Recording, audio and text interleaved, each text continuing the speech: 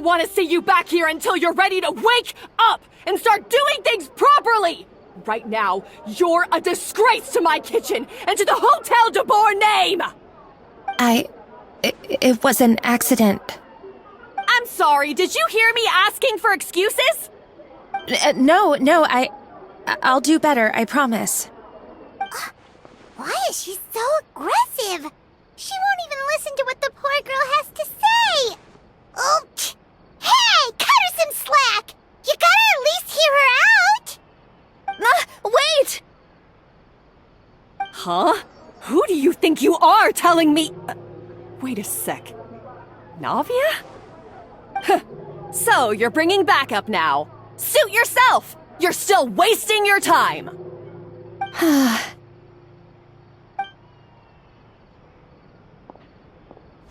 Savannah, is this how you always treat your staff?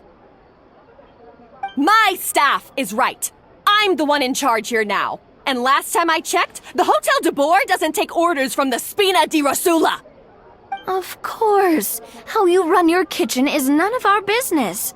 But when a member of your staff is so overworked he becomes gravely ill, that most definitely is our business. We're going to stand up for him, whether you like it or not. Overworked? I've said it before and I'll say it again. If Fermont can't handle the job, then tough luck. There are plenty of other capable people I can hire instead. But Fermont can do the job, he just... Monica, back inside, now! Huh? But you said I shouldn't come back until... Just do as you're told, and not another word out of you! Come on, we have work to do! Wow, what a horrible person!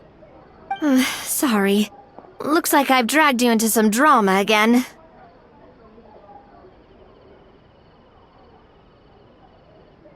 Her name is Savannah. She's the new head chef at Hotel de Boer. Ever since she took the job, she's been enforcing a brutal work regime and putting a huge amount of pressure on her staff. One guy was so overworked, he collapsed from illness. He's been bedridden for days, and he can barely even talk properly.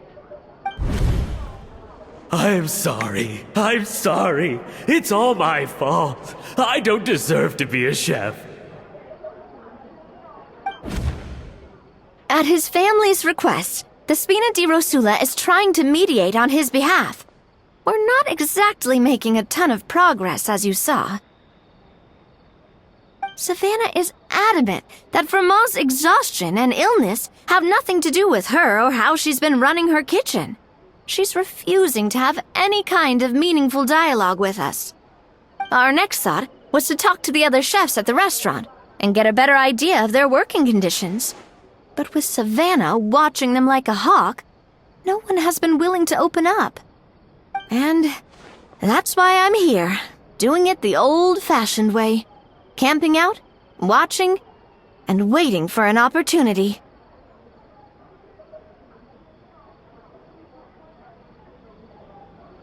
Oh, shoot! It all makes sense now. Sorry. Paimon should have thunked before she spoke. Did Paimon ruin everything? Oh, no, not at all, Paimon.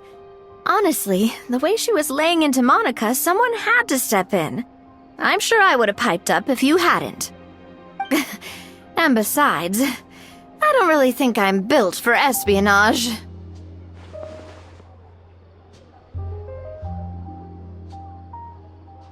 Yeah, meaning it's gonna be all the more difficult to get the inside scoop now. Oh, I might as well head back to the Fleuve Cendre then. We'll need to come up with a whole new game plan. Paimon will join you, 'cause this is kinda all Paimon's fault. Guys, it's fine. You don't need to worry about it. That said, if you were planning to visit the Fleuve Cendre anyway, let me take you out for a meal. I'll make sure it's a proper feast. A really famous chef just joined the Spina di Rosula's tavern. Her name is... Sorry to interrupt. I just wanted to apologize for the scene you witnessed just now. We shouldn't subject our customers to that. This is a small token from us. It's some candy from Monica. She asked me to make sure it was delivered into your hands. Monica's the one apologizing? Huh. Clearly Savannah is the one who owes an apology. Our head chef has been a little highly strung lately. Sorry for everything.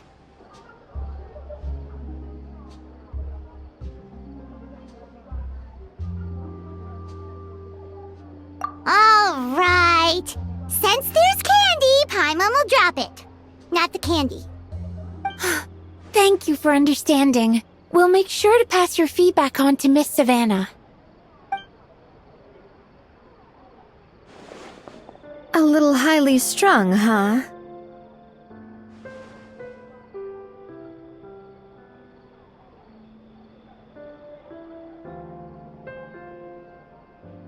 Paimon doesn't get it. How did someone like her even become head chef? Well, according to Fermat's family, she hasn't always been like this. But that's a story for another time. Let's try this candy.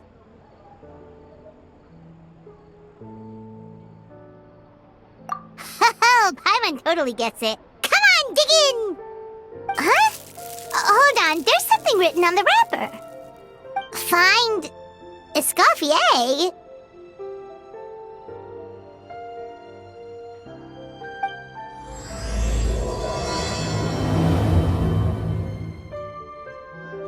Escoffier? Could this mean... Huh? You know that name, Navia? Yeah. Let's stick to the plan and go back to the Fleuve Cendre for now. That's where we'll find Escoffier anyway.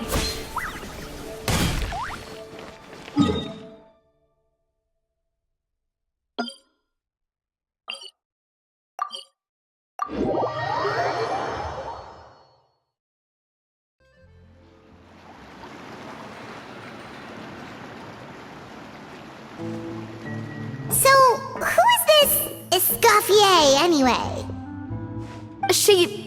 Well, for starters, she used to be the head chef at the Hotel de Bourg, before Savannah. She recreated the legendary Gâteau de Bourg and restored the restaurant back to its former glory. Safe to say, she's the most renowned head chef in the Hotel de Bourg's history, after the culinary genius Modeste himself. Gâteau de Bourg?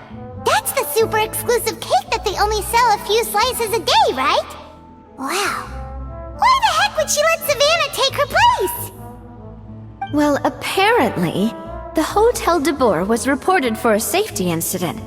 Someone claims that the kitchen was adding an illegal substance to their menu. But none of the chefs had any idea how it could have gotten into the food. In the end, Escoffier decided that as head chef, she should take responsibility. And she was sent to the Fortress of Meripede. The Fortress of Meripede?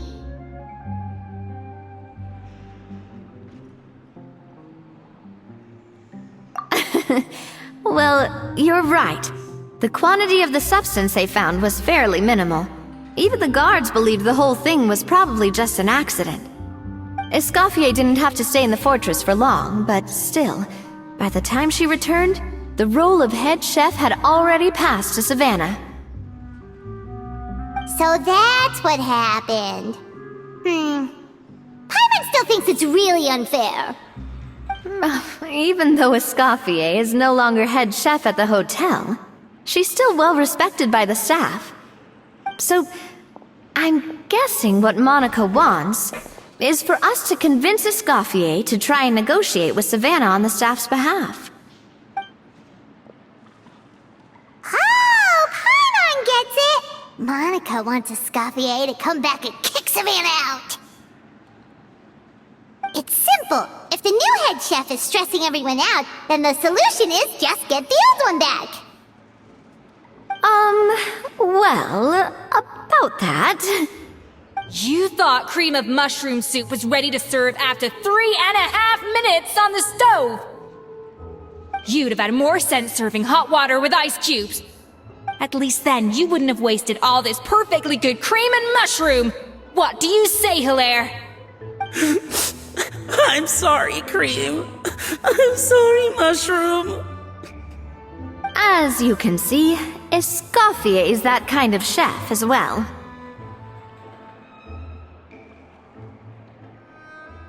You have to leave it on the heat for long enough to allow those flavors the chance to come out. Don't be fooled by the aroma when the water first starts to boil. Got it? Yes, Chef. Then go back and do it again. The customers are still waiting. Remember where you went wrong and don't repeat the same mistake twice. Yes, Chef.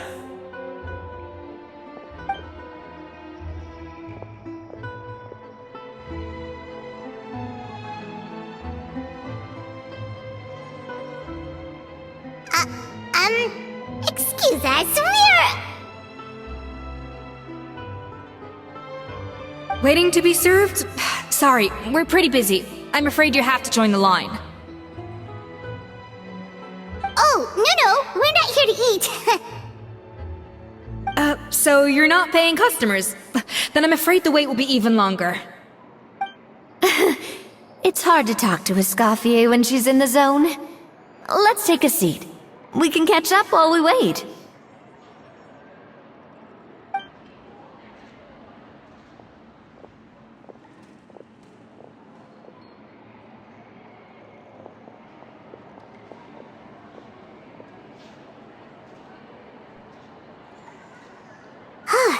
Looks like the rush hour is finally over.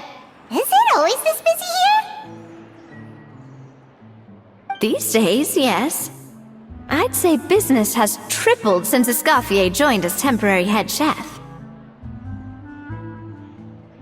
Well, in her words, the Hotel de Boer doesn't need her anymore. It doesn't look like she's got any plans to go back. I guess I'll be heading off then. Wait, take these home with you. We can't serve them now, and there's no sense in letting them go to waste. Oh, thank you, Chef.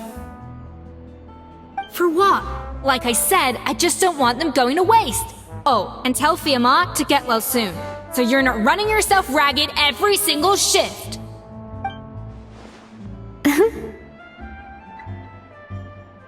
Fiamma. That's the second time we've heard that name. Who is that again? He's the chef that fell ill from stress. Hilaire is his son, and with Mom stuck at home taking care of Dad, he decided to pick up some work to help pay the bills. Escoffier knows their situation, so she's been making some extra food every day for him to take home. Hey, I heard that, Navia!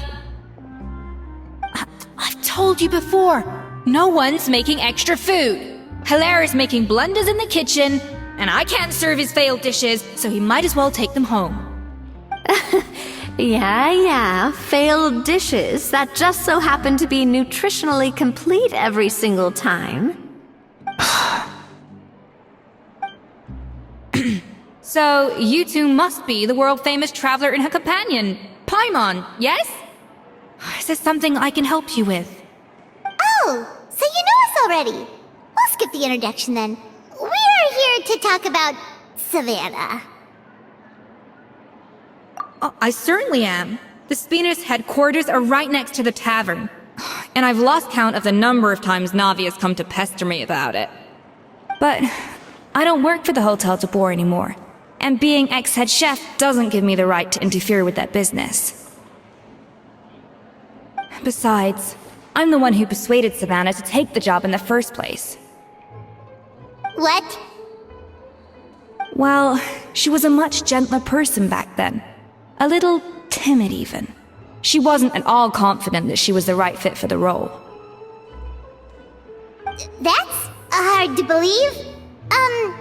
Are we definitely talking about the same Savannah here? Honestly, I do wonder if she's just emulating me. I mean, I'm not the most pleasant head chef to be around either.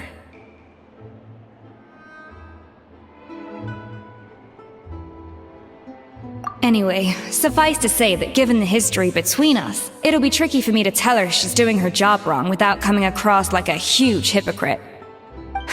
Fiamar and the others probably think that Savannah gets it all from me.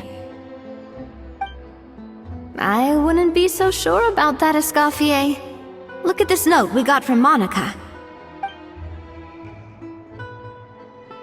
She mentioned me. Whatever shortcomings you feel you have, it looks like Monica still trusts you. As for the others, well, how can you know what they think unless you ask them? Monica. Plus, it's not like we're asking you to storm in there and raise hell. We're only in the initial phase of our investigation. All we're trying to do is get the other chefs to open up to us. Oh, Monica. Oh, Monica! Escoffier? I can't believe her! Powdered sugar is supposed to be applied sparingly. Look at all that on the wrapper. It's thicker than the sole of my shoe. Unbelievable! I won't stand for this. She has to learn. Come on, we're going. Wait, so now she's,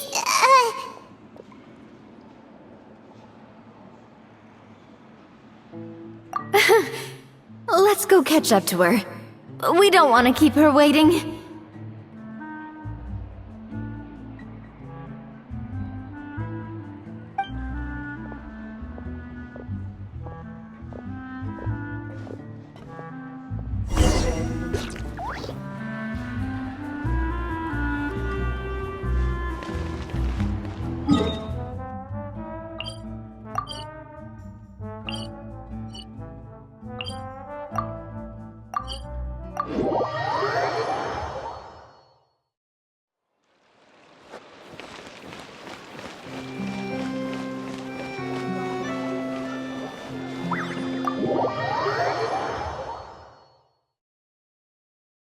Wait, she looks like...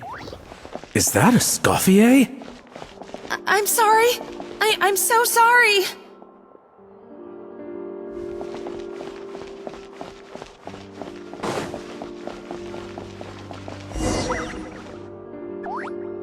I'm sorry, I'm so sorry. I messed up your order.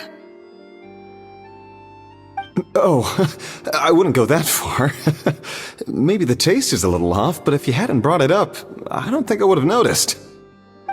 But, please, you have to forgive me or Chef is gonna... Okay, I know.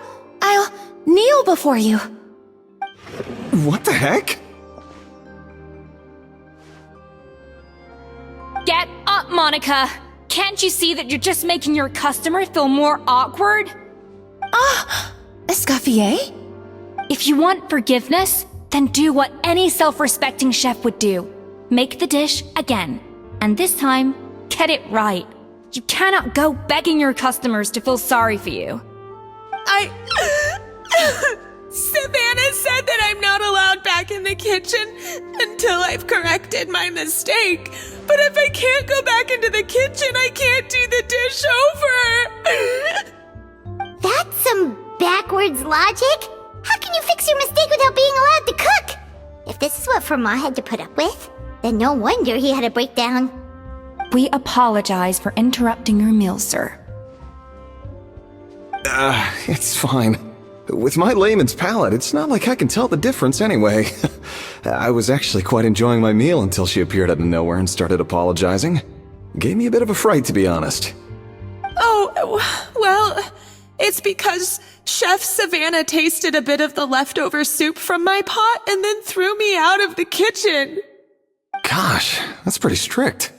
Has she always been that way? I don't recall things being like this when Escoffier was head chef here. I gotta say, you're all looking a little worse for wear these days. I mean, Escoffier was strict too, but I think the difference is that her criticism was more constructive, so you knew what you did wrong and how to improve, and we all knew that it came from a good place. Chef Escoffier was hard on us because she truly wanted us to reach her level. But these days, whenever we make a mistake, we just get told to wake up, get your head in the game, or just do it again. And it's only gotten worse since word got out that Chef Escoffier had started working again in the Fleuve Cendre. Monica, you don't need to call me chef. I'm not the boss here anymore. Yeah, but through no fault of your own. What happened back then? That wasn't on you, and all of us know that. That banquet was a huge event, and so many staff were involved every step of the way. With so many moving parts, there's no way of knowing how that Lumiline ended up in the food we served. Lumiline? What's that? A new drug from the Fontaine Research Institute, produced from an extract of the Lumitwell. Apparently it sharpens the senses, so they used it to treat people with impaired responses to stimuli. Oh, yeah, I've heard about that. They found out you can use it as a flavor enhancer since it stimulates the taste buds. Makes things pretty addictive. They also found that overuse can have mood-altering effects, and even lead to nerve damage. So it quickly ended up on the guard's list of controlled substances. Unfortunately, however, some food products containing the additive had already made it to the market by the time the guards banned it from the restaurant industry.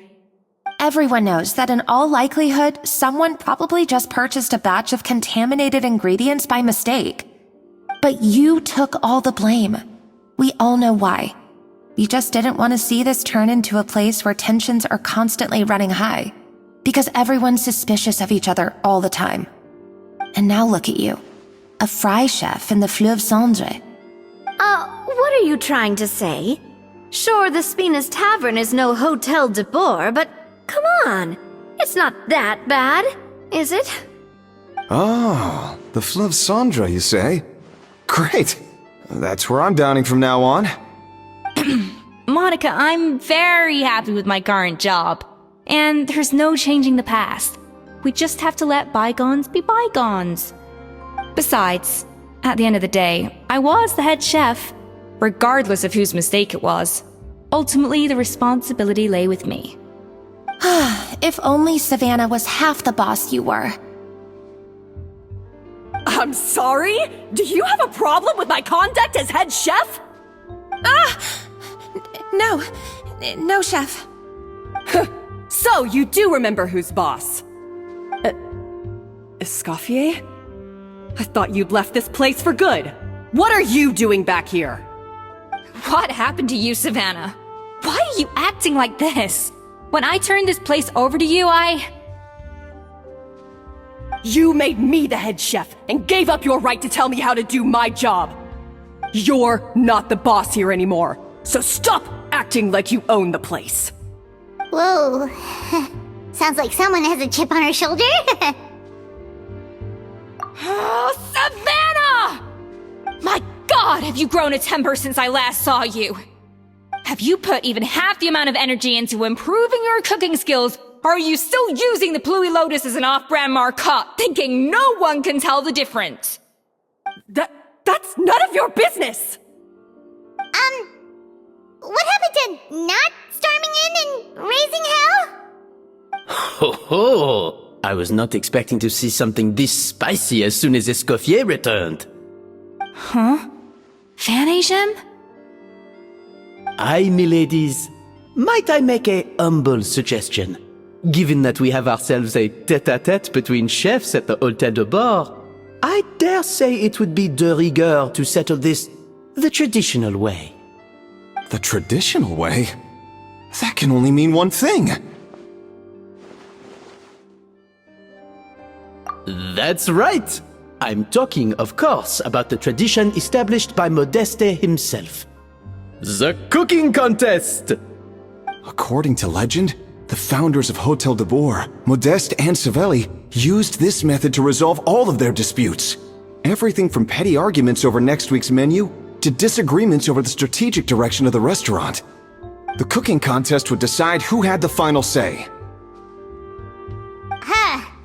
It sounds like they had a lot of free time on their hands. Ah, well, it might sound that way to us. But in fact, the cooking contest played an enormous role in motivating chefs to hone their skills, reaching new heights of excellence in the culinary arts.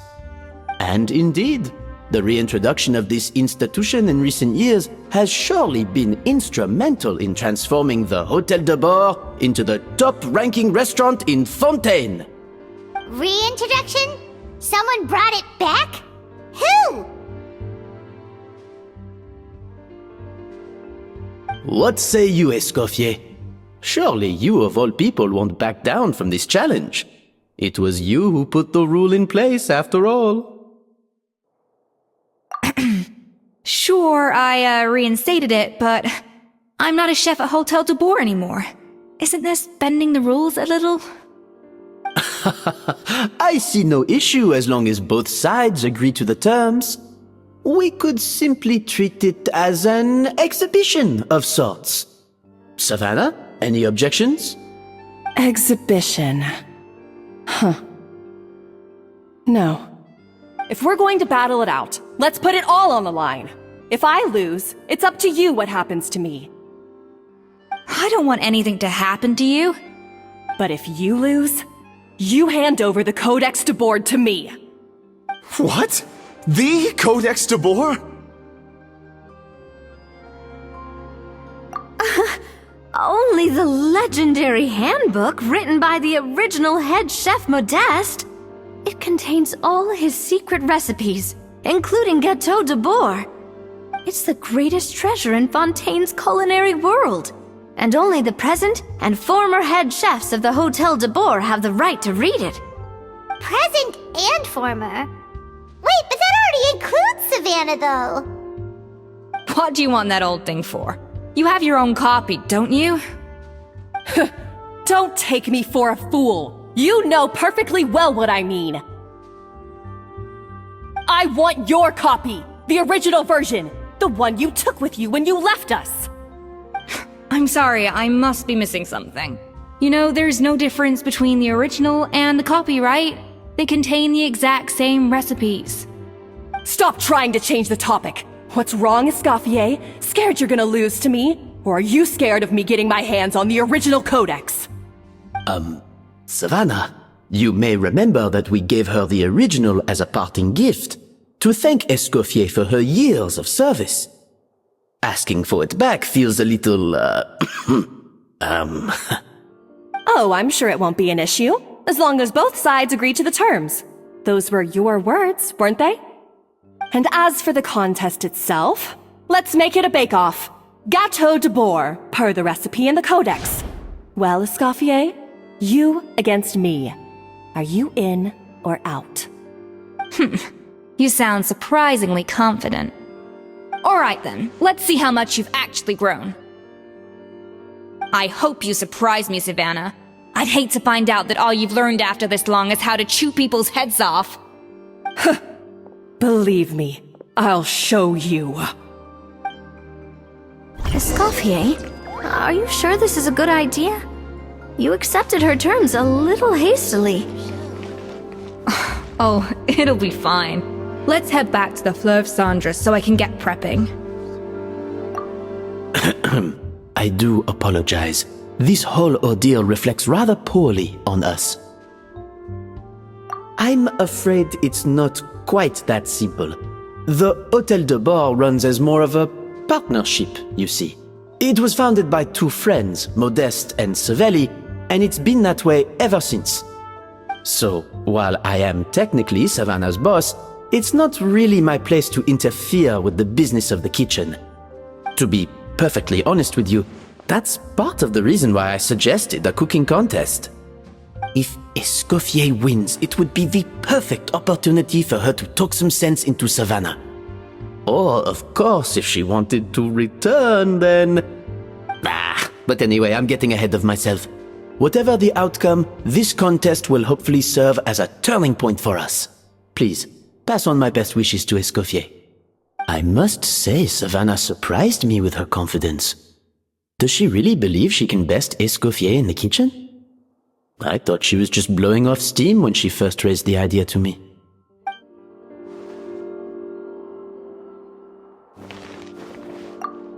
I can't believe I got to witness that firsthand. I only stopped by here for a quick meal. I definitely got my Mora's worth today.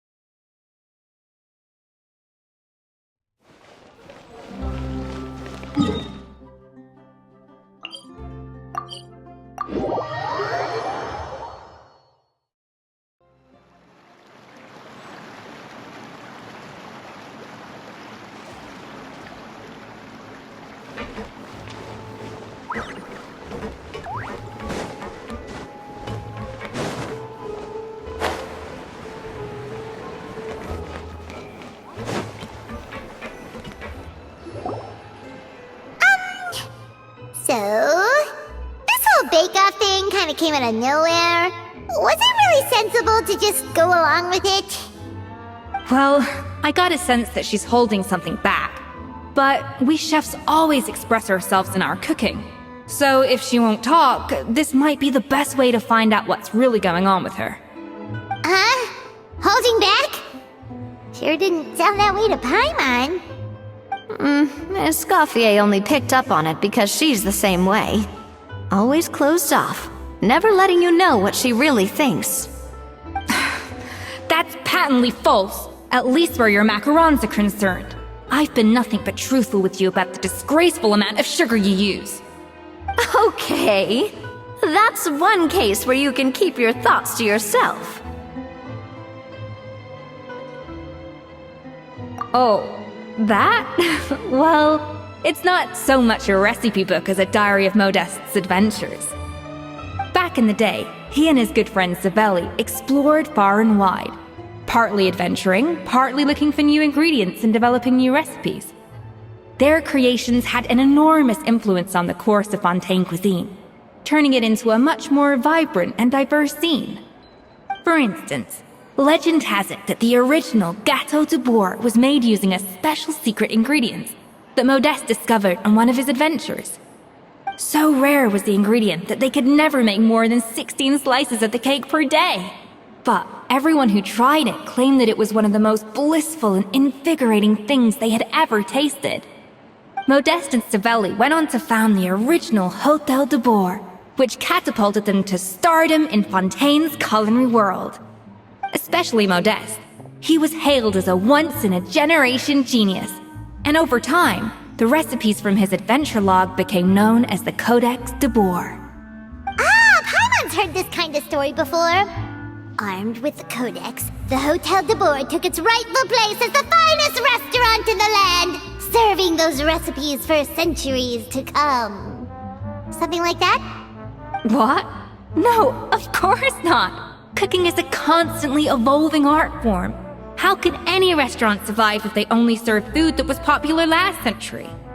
Anyway, never mind centuries. Savelli and Modeste parted ways not even 10 years after their rise to fame. Then, Modeste passed away while he was still in his prime. And that was it. The end of the Hôtel de Bourg's heyday. It fell into decline, and for most of its history, it was just a nondescript place with a couple of cheap tables. It's only in recent decades that it started recovering.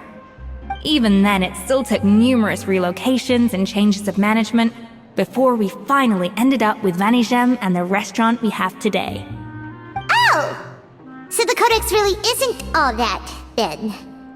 Paimon figured it was like one of those mystical books they have in Liue's martial arts novels, where the main character learns all their secret powers from. Yes, well, that's fiction, and this is reality. You can't meet the tastes of modern diners by following some ancient recipes from a dusty old book. Case in point.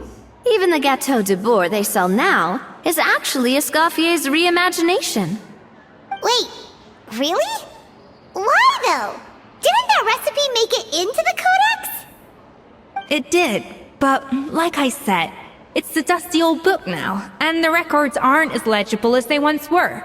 Not to mention that there's no way of finding the secret ingredient Modeste wrote about. So, reimagination is right. I consulted some historical records and took what I could from the Codex. But ultimately, the Gâteau de Bourg of today is my own recipe. As for why we gave it the same name and kept the tradition of only selling 16 slices a day, well, you've got Vanigem's business sense to thank for that. Oh! Huh. Well, that kind of takes all the mystique out of it. Hey now, it might not be the original Gâteau de Bourg, But it's still the most delicious cake in Fontaine today. And who knows? Maybe Escoffier's version is more suited to your palate.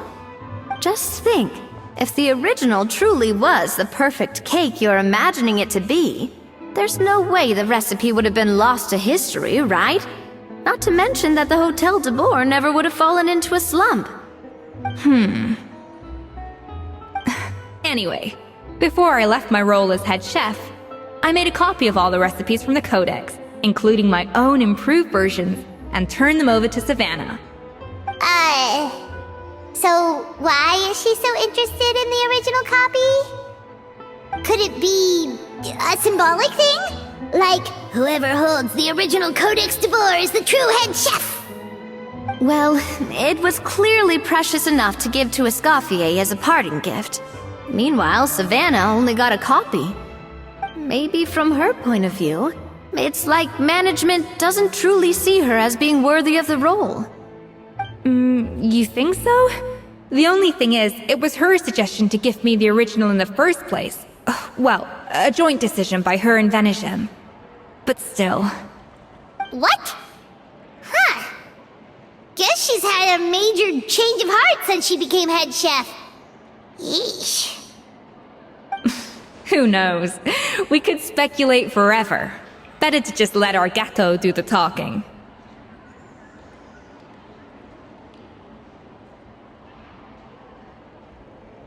It means vesting her in this bake-off, and then getting her to explain herself, even if I have to beat it out of her with a spatula. However much she's changed since we worked together, I believe that she still has her chef's pride. And if she respects the art, she'll respect the outcome of our contest. Well, I'm confident that you and your spatula can get justice for Froment. All you need to do now is win the contest. But that should be a breeze for you. Let's not get too ahead of ourselves. Gâteau de Boer is very complicated to make. Usually, it takes 3 chefs working in tandem to cover everything. Now, if I had to push it, I could probably do the work of 3 chefs myself. But I'd prefer to play it safe if I can find a couple of assistants in time. Well, that's easy. The 3 of us are veterans in the kitchen. You just need to pick 2 of us. Well, I have heard the Traveler is an accomplished cook, as well as a warrior. But be warned, I will hold you to exceptionally high standards. Think you're up to the task?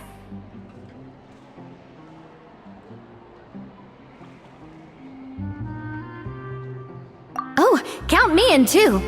I've spent weeks perfecting my macarons after your scathing review.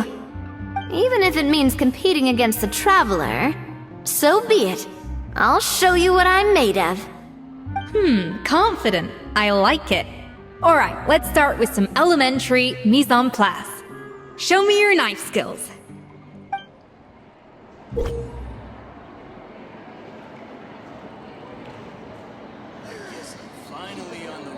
I've always called it chopping stuff up, not mise en place.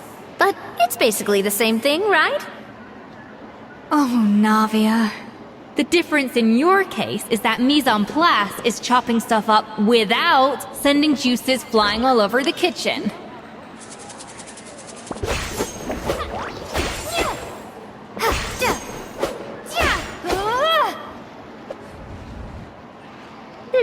Looks like you found that easier than I expected. Yeah, thankfully it was pretty straightforward in the end. You made it sound like we'd be carving statues out of fruits or something. Well, brace yourself, because the next step is anything but straightforward. I'll be using this cold press to extract flavor compounds from the ingredients.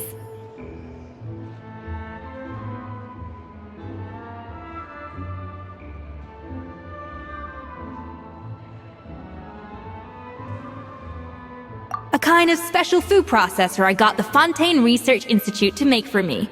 It uses cold temperature extraction to isolate the essence of cooking ingredients, which can then be used to flavor dishes more precisely.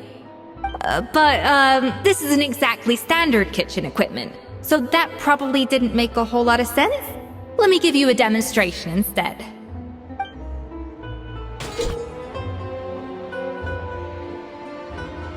custom-made equipment from the Fontaine Research Institute, huh? That's some pretty high-tech food prep. Paimon's never used anything this weird before. Cool! Not weird.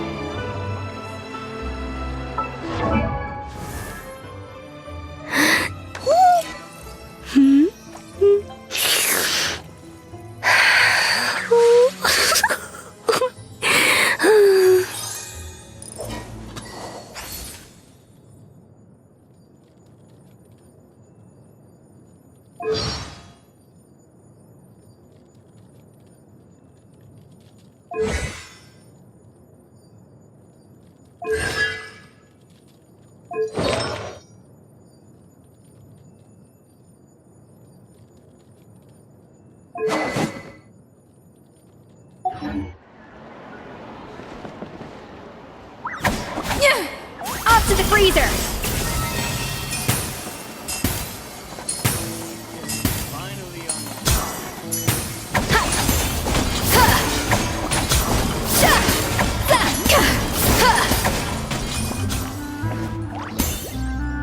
And done! These are the flavor compounds extracted from our ingredients. I processed all the fruit you chopped up earlier.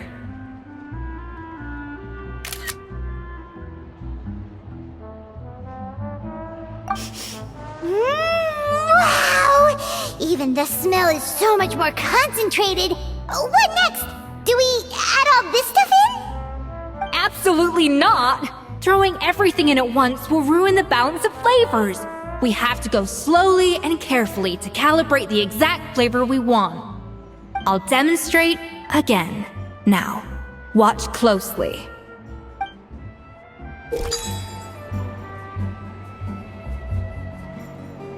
Slowly and carefully.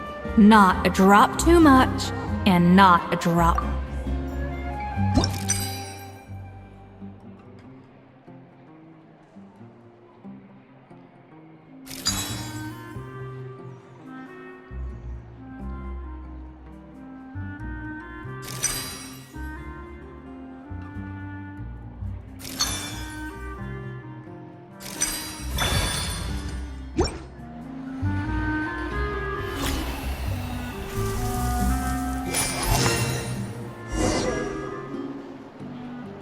And voila! Now it's your turn.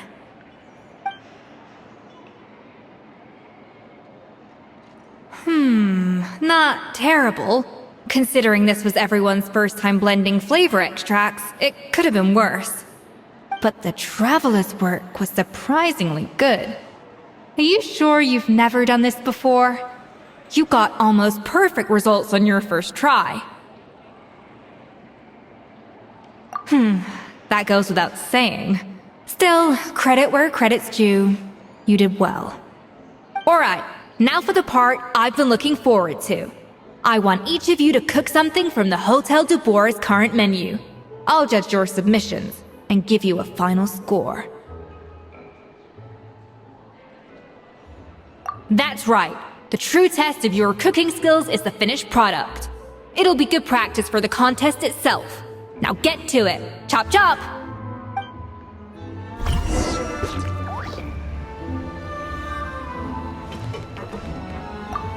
How's it going? Have you picked a dish yet? Choose wisely. I expect you to present the most delicious thing on the menu.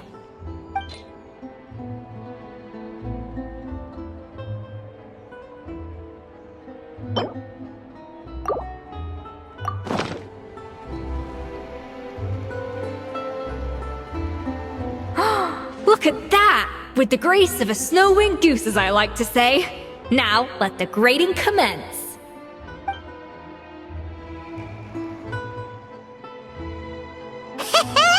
Pretty good, right? Not to brag or anything, but Paimon's a bit of a connoisseur when it comes to la food. 6 points. What? Oh, well, fair enough. Paimon doesn't cook all that often, so as long as it's a pass. That's 6 out of 100. What?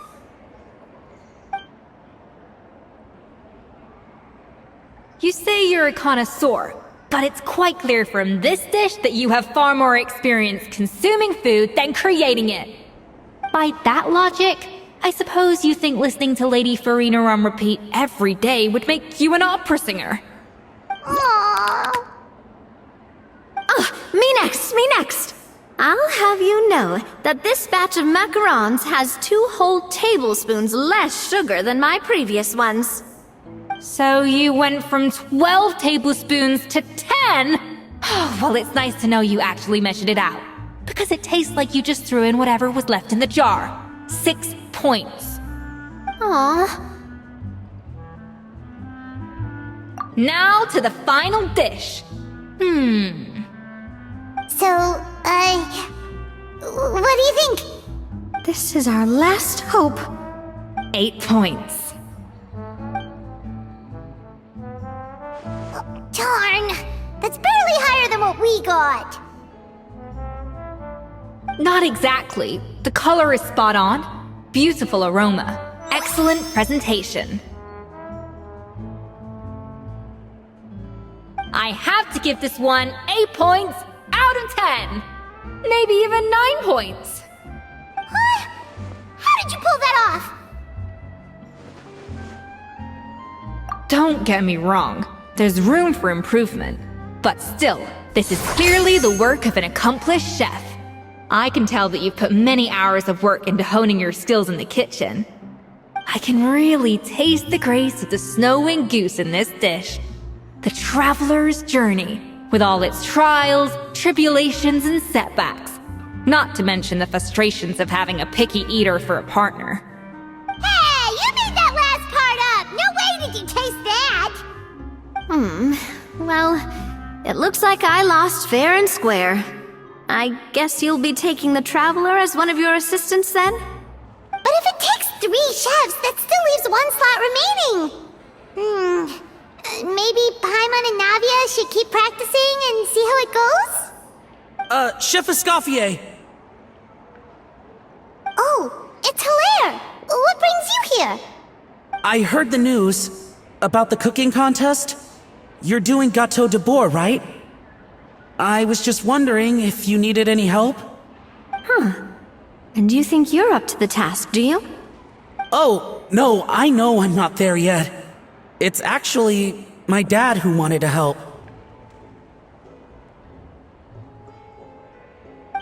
Firma, last I heard, you could barely get out of bed. Chef Escoffier, Navia, Traveler, thank you all so much for everything you're doing for me and my family. I've had enough of sitting around at home while you run yourselves ragged. If you let me, I'd like to help you win this cooking contest.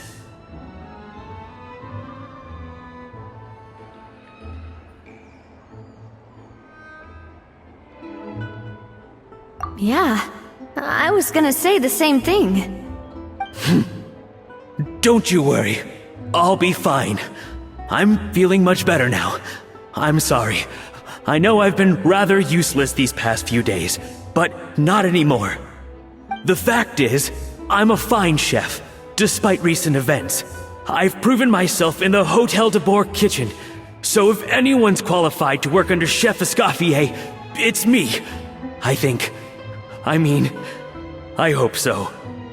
Firma, have you even set foot in a kitchen since leaving Hotel de Bourg?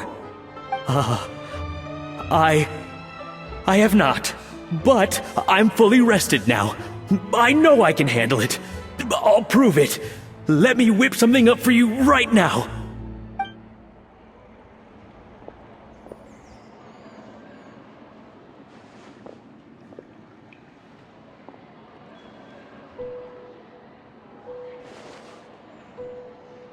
Huh?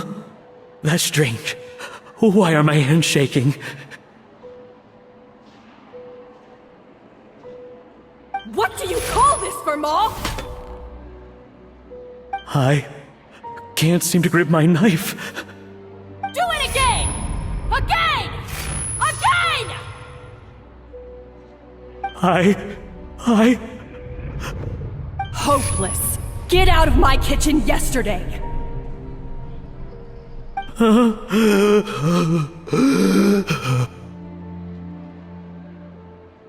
Dad, what's wrong?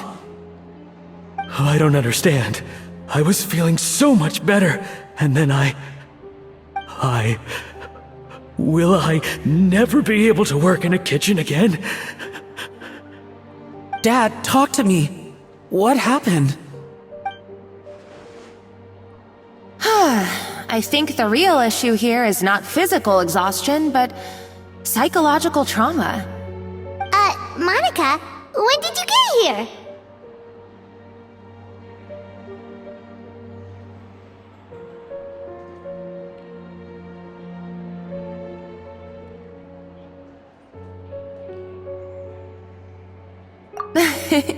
Probably because you were all concentrating so hard on your cooking. I didn't want to interrupt your flow.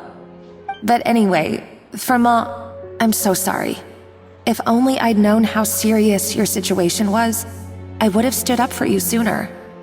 You have nothing to apologize for, Monica. During those long nights of redoing every order, you were the only person who looked out for me. Oh, come on. All I did was make you some tea. I doubt it was much help. Savannah was so ruthless toward you. I probably should have brought you something stronger. She sounds like the worst. Alright, another Savannah horror story, let's hear it. She's been getting harsher and harsher on us ever since she heard about Escoffier's new role in the Fleuve Cendre. Seems like no matter what we make, she'll find something wrong with it. What is this? It looks like a dog's been at it! In the trash now! Then she orders us to redo the dish again and again, but we never know what's going to make her happy. Do it again, do it again, do it again! Every time you remake it, you just get another earful from her. Either straighten yourself out, or get out of my kitchen! So now, it seems like just picking up a kitchen utensil gives me flashbacks of her yelling at me. Oh man, that must be awful. The more I want to get it perfect, the more my hands shake, and the more scared I am of making another mistake. How can you give up so easily, Firma? You weren't a quitter when you were working for me. And even under Savannah, you talk about working late into the night trying to perfect your dishes. That says to me that you still hadn't lost that determination to prove yourself. What changed? I don't know what's come over me. When I think back, I just remember feeling like my heart and my hands were growing heavier and heavier as the shift went on. Each time I had to redo a dish, my heart sank a little further. Maybe Savannah was right. Maybe I am just hopeless at this. Dad. I see. Well, it sounds like there are some deep issues at work here. Ones that won't be resolved by merely seeking compensation. I will win this contest, and after that, I encourage you to approach Savannah and talk this out.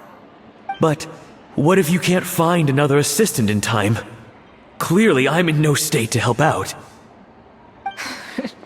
You think being one person short will ruin my chances? Let's not forget, I taught you and her everything you know. Even if I had to go it alone, I would present the perfect gâteau. Oh, well, Paimon and Nadia will still keep practicing, just in case. And so will I. Yeah!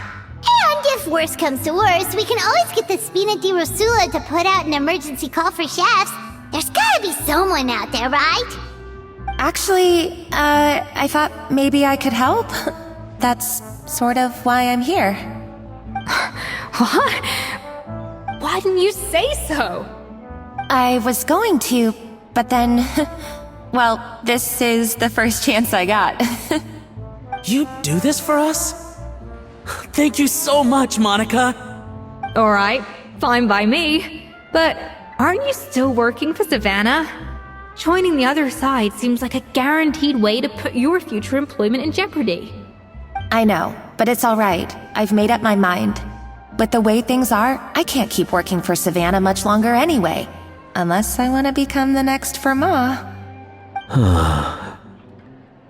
done with sucking it up.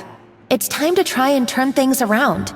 If this cooking contest can get Savannah to see the error of her ways, then I'm sure she'll forgive me for this.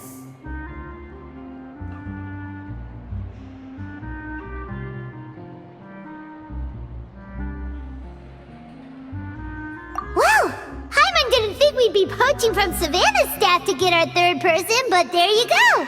Anyway, Monica's a professional chef, so nothing could possibly go wrong now.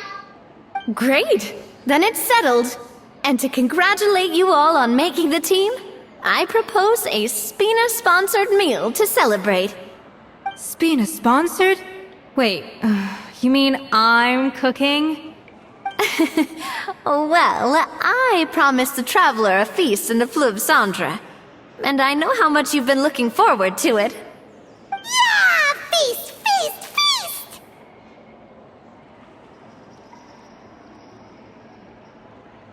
All right, if you insist, then prepare for some of the finest food of your lives.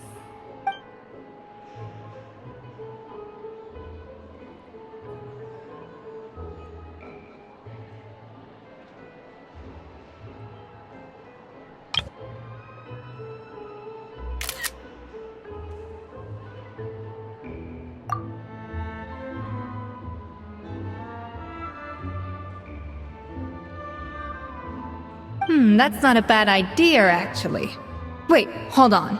You need to finesse that further.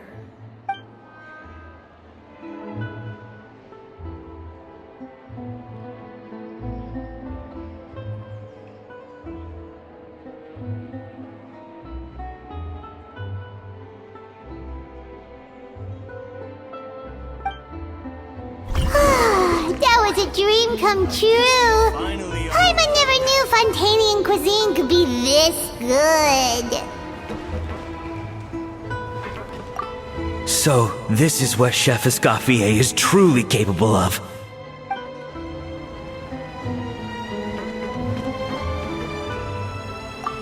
Wow. I don't know if I'll ever be able to cook as good as that.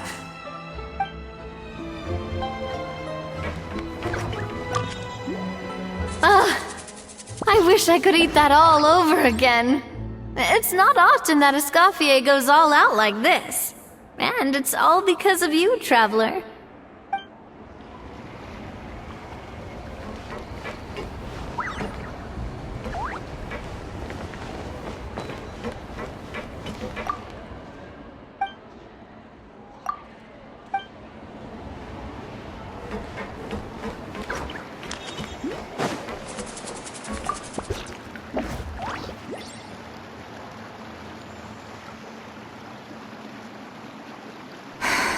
Why, Savannah? Why? Oh, nothing. I was just flicking through the original Codex de Boer. I wanted to see if there was anything I'm missing. Something I hadn't noticed before. That might explain why Savannah's so desperate to get her hands on it. But I can't find anything. It's just some hastily scribbled recipes in between diary entries from Modeste's adventuring phase. And most of it's not even legible anymore. The copy I gave her not only has all the recipes in full, but even includes my own private tips and notes from years of experience. Surely that's infinitely more useful than this old thing. Yeah, maybe. Still, it's just hard for me to imagine that the Savannah I knew would go to all this effort just to make a point.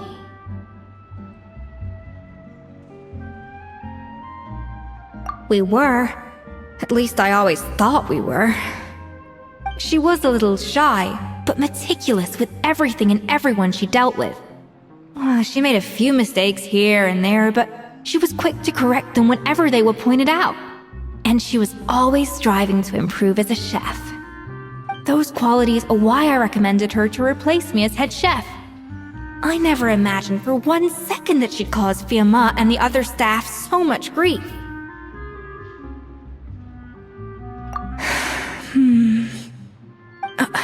Well, I mean to an extent, of course. I pushed hard for her to get the role.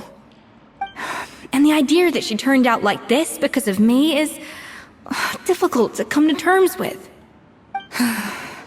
I wonder if this is how Modeste felt back when he was writing the Codex.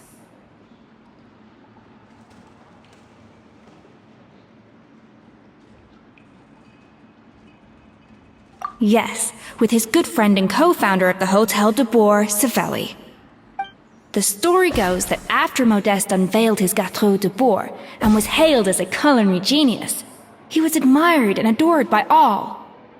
But his newfound fame slowly drove him and Savelli apart. Unlike Modeste, whose every new creation was an instant hit, Savelli seemed to face setbacks at every turn. Doors that would swing wide open for Modeste would shut in Savelli's face. And with Modeste being whisked off to all manner of functions by his celebrity friends, he had less and less time to discuss the culinary arts with Savelli. People started gossiping about Savelli, and their relationship between the two gradually soured. Everything came to an abrupt end when Modeste, still in the prime of his life and still hailed as a genius, suddenly died from an acute illness. And that was it. They neither had a decisive split, nor got the chance to properly reconcile. Their story just came to an end. One rumor had it that Savelli actually killed Modeste out of jealousy, even as the latter was hoping to make amends.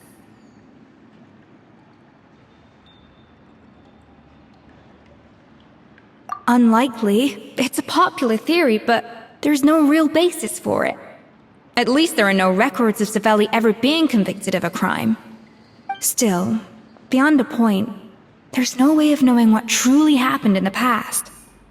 All we can do is try to make sure the present doesn't quite go as badly. And that's why I have to win this contest tomorrow.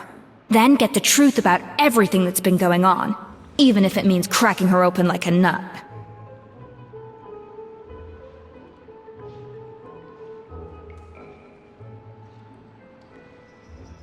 Really? Well, I like the confidence. Don't let me down tomorrow, then. You better bring your A game.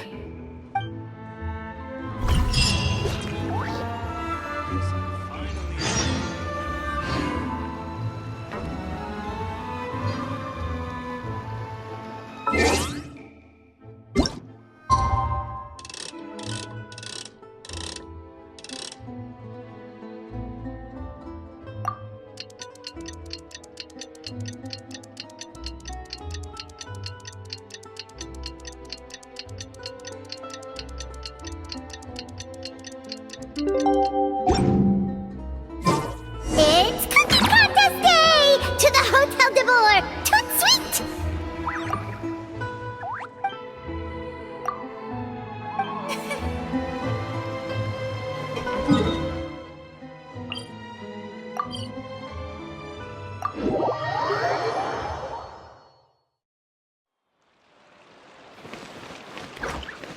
Did you hear the news? Escoffier's coming back for a cooking contest. Wait, seriously? Escoffier in a cooking contest? Now that I've got to see! I don't get it. Why would anyone in their right mind challenge her to a cooking contest?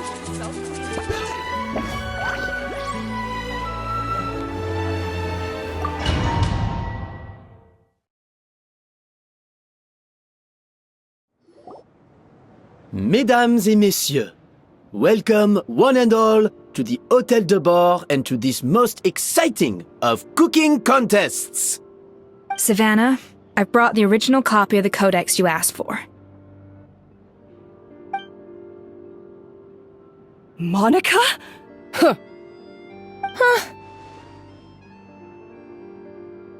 In the interests of fairness, this contest will be conducted in a double-blind format. Once the dishes are complete, they will be sent to the back of the kitchen where they'll each receive a label. The labels will be placed out of sight underneath the plates, only to be revealed after the judges have sampled them and reached a final verdict. This is to ensure that no one will know which dish is made by which contestant. As one of the judges, I promise to be fair and impartial. When my meal got interrupted yesterday, I never thought this is how they'd make it up to me. Getting a seat on the judging panel is a pretty sweet deal. Both contestants have taken their positions. Then, without further ado, let the Hôtel de Bord cooking contest commence!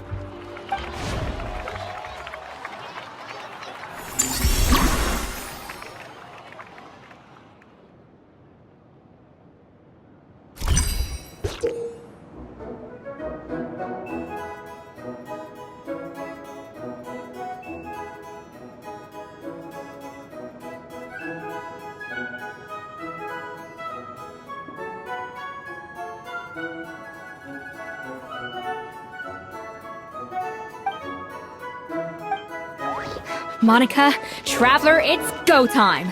Let's do this. Alphonse, Gaspar, get to work! Do not disappoint me. Looks like our two head chefs are raring to go. Like an oven on full blast, this competition is quickly heating up.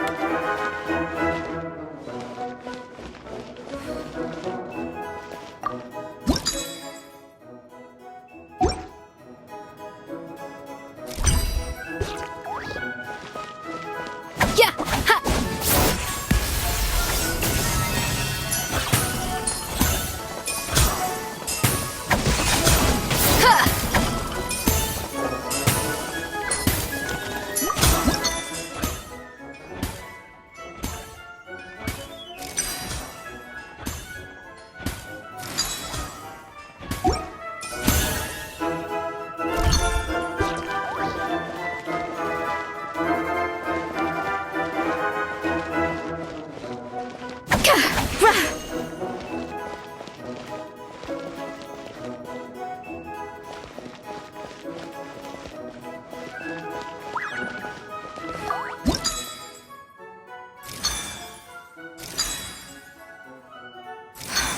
Stay calm, Escoffier. There has to be a way to balance the flavors. Just think.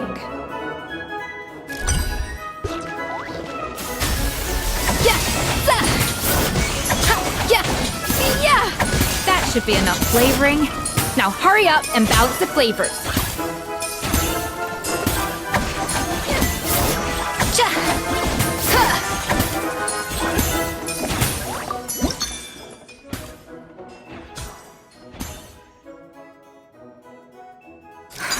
What are you doing, Escoffier? Your team's waiting on you.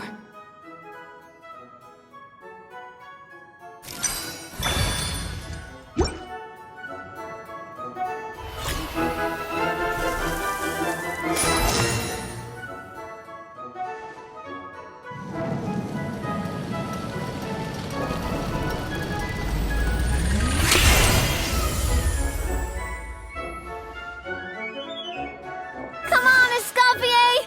Come on, Traveler!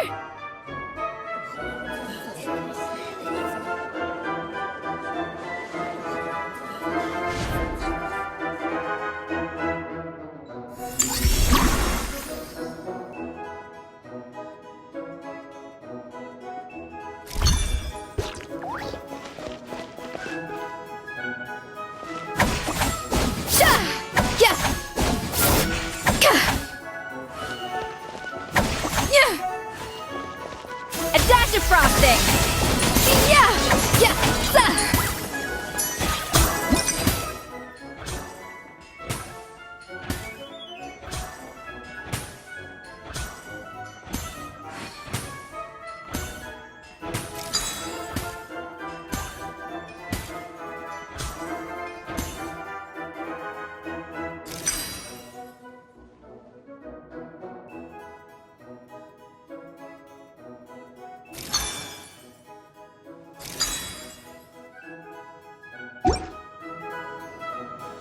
Alphonse!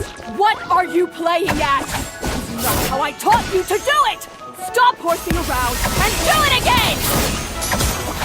Yes, chef!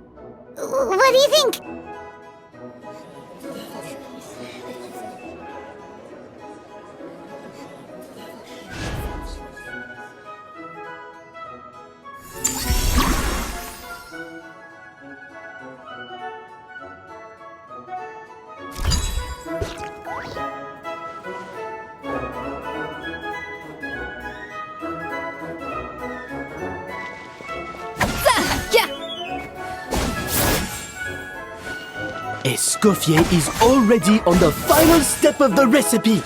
Let's check on Savannah's progress. I think this flavor profile...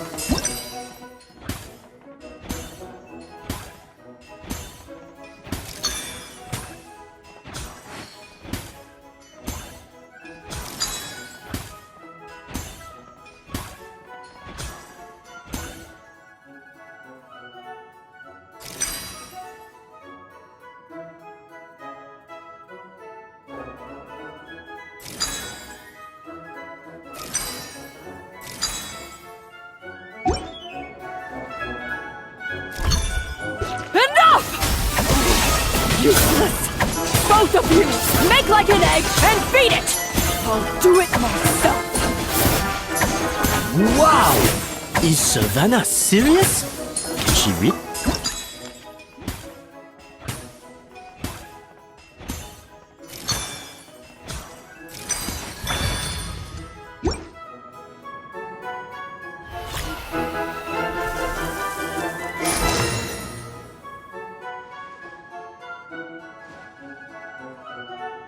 You can't match Escoffier's talent.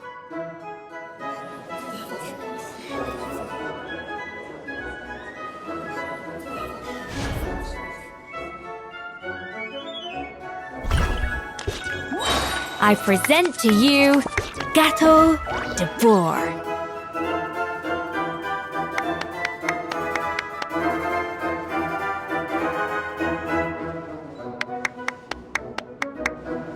Even the most unassuming ingredients can produce astounding flavor.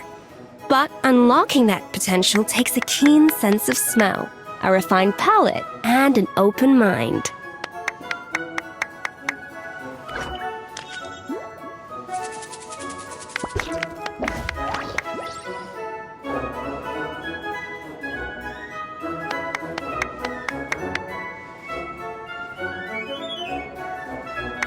At first, the flavor!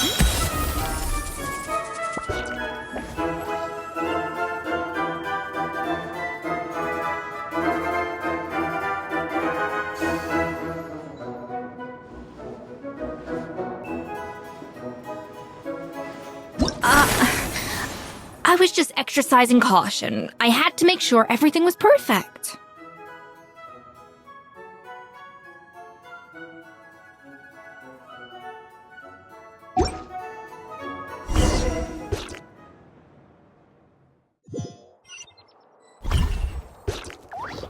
Time's up! Contestants, please take your dishes to the back.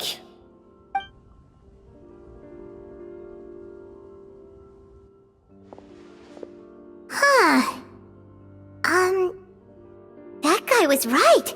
You really can't tell whose is whose just by looking at them. We both made the same dish after all. For all her flaws, Savannah's a talented chef who earned my recommendation for good reason. She wouldn't screw up something as elementary as the cake's appearance. Whoa! This is really rather good. Wonderfully soft and fluffy. Beautifully sweet. This is a masterclass in how to make Gâteau de Bourg. I would give this one at least 9.9 out of 10! Only because there's something about the flavor of the base. It's just a little different from the recipe I'm used to. Huh? Really? I couldn't tell.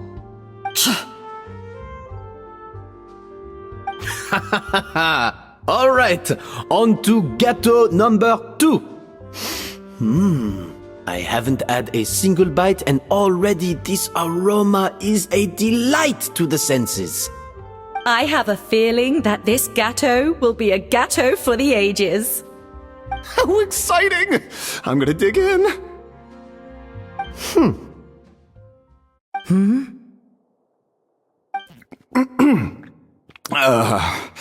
I think maybe someone got a little carried away when they were adding the sugar. Not just the sugar, it's the flavors too. This is all over the place. Who made this? It appears the decision is unanimous. This gâteau is far below the standard we would expect. And Paimon thought this might actually be close. Turns out she can't bake to save her life.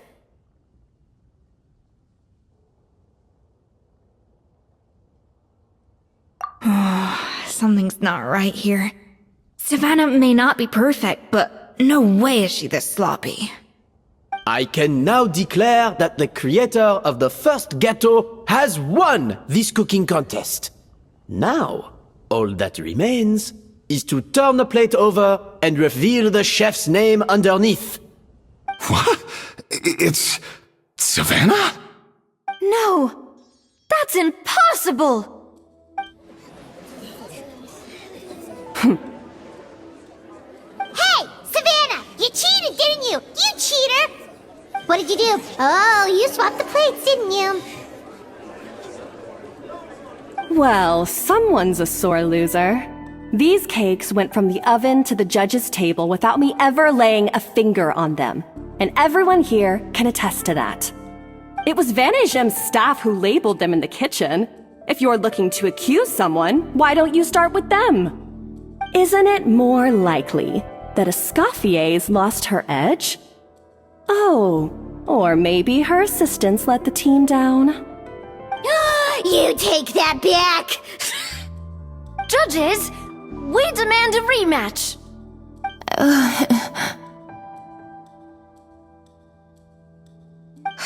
That's enough! What's done is done. As head chef, or rather as team lead, I take responsibility for the dish I served. Whatever went wrong and however it happened, I should have spotted it. Savannah, I didn't think you'd stoop this low just to beat me in a bake-off. What happened to your chef's pride? I don't know what you're talking about. If you want the Codex de Boer that much, you can have it. Escoffier, no! But you must promise me that you'll apologize to Firma and compensate him for everything you put him through. It's a little late to be negotiating terms. The contest is over and I won. That means you owe me the Codex, and I owe you nothing. Look, Savannah, you may have fooled everyone else, but can you really fool yourself? What I'm offering is to accept defeat without looking to expose what you've done.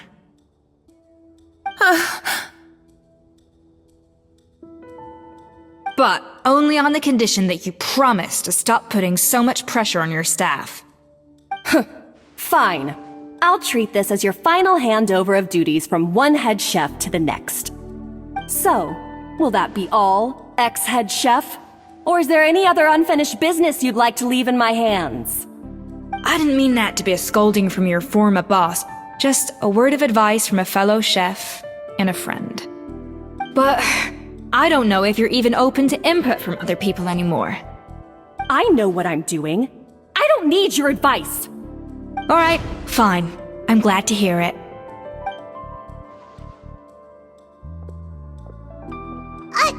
Escoffier! The Codex de Boer! Finally. Now, at long last, I will succeed. Escoffier? How could you let her get away with this? Yeah! The Codex is a souvenir of your time here! Doesn't that mean anything to you? It's alright. It was just a bake-off, not the end of the world. I'm already over it. Besides, it's not all bad. She agreed to compensate Firma. That's mission accomplished for the Spina. Honestly, if I'd have known that giving her the Codex would solve everything, I'd have just done that in the first place. I mean, why bother with the whole cooking contest? It's such a waste of time and energy.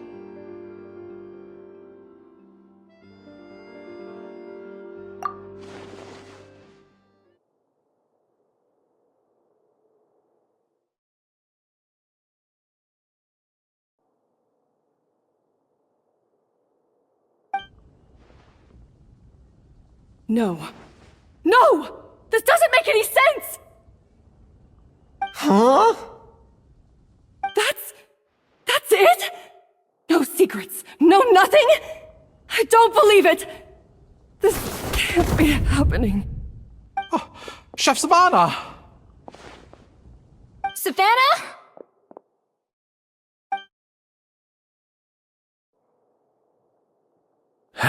It's nothing life-threatening. Just a lot of pent-up stress and exhaustion. Oh, I knew it. Pent-up stress? The truth is, however hard she might be on the rest of us, the person she puts the most pressure on is herself. Yes, there are nights when she makes us redo things over and over into the wee hours. But for her, it's every night. She'll hide herself away in the kitchen, working on new techniques and recipes, and only realize how long she's been at it when we come to work the following morning. But why? Why would she do that?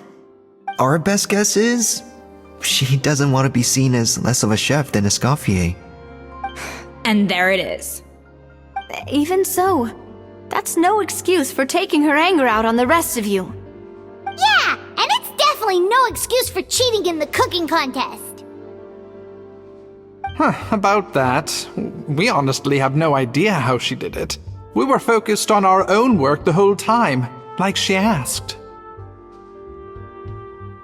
Leone and Algalia were the ones I tasked with labeling the cakes. I've already spoken to them both. They're at a loss to explain it too.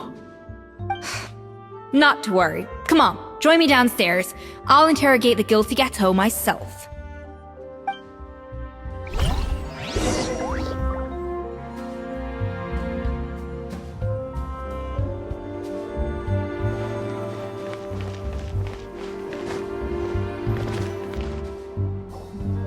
Well, how is it? Have you figured out what it was? Oh, this is aggravated assault on my palate. I'd rather eat wet cement than this. Is it really that bad? I made sure to taste test it before it was served. Oh, relax. This isn't your cake. Savannah never switched the plates. The offending flavors are coming from in between the icing and the cake base, which means someone tampered with it while it was being made. Or in other words, we have a traitor in our midst.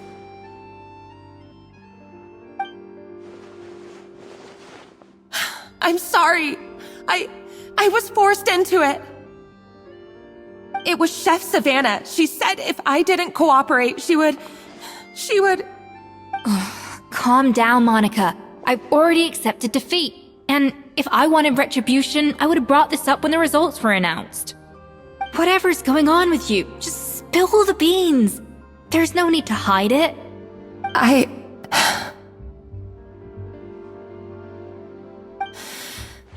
I was the one who caused the food safety incident that one time. Food safety? Wait, you mean the Lumaline incident? So you procured the contaminated ingredients? I think so. Savannah and I were on procurement that day. I didn't check everything as well as I should have, and so I let contaminated ingredients make it into the kitchen. But I swear I didn't do it on purpose. I had no idea there was an issue with them, and I didn't know it would end up with Escoffier going to jail. But the last thing I expected was for Savannah to use it as leverage to blackmail me with... This is crazy! So Savannah pressured you into sabotaging Escoffier's cake by threatening to expose your secret if you didn't? I know, it's terrible. I'm so sorry. I was so scared. The thought of Chef Escoffier finding out that I put her in jail, it made me freeze up with fear. I thought Escoffier would hate my guts if she ever found out, and yet somehow that's ended up in me doing something even worse.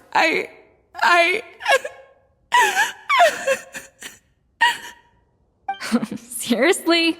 All this fuss over a little slip-up? Huh? Firstly, it's not like I got a life sentence. I did my stint at the fortress, and now I'm out. And secondly, I had my own reasons for leaving the Hotel de Boer. This wasn't the only factor. So, you don't need to feel ashamed or frightened or anything like that. Any more than you need to add butter when you're pan-searing foie gras. You mean... you forgive me? Oh, well, I'm not saying you don't have to take responsibility for your mistakes. You should tell Vanagem to mark down your performance for the past few months. Then do some digging and find out exactly where those contaminated ingredients came from. Sure, you've made mistakes, but now's the time to fix them. Understood? Understood.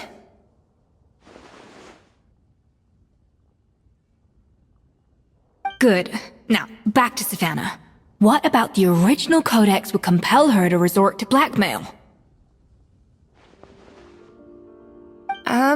I have my suspicions.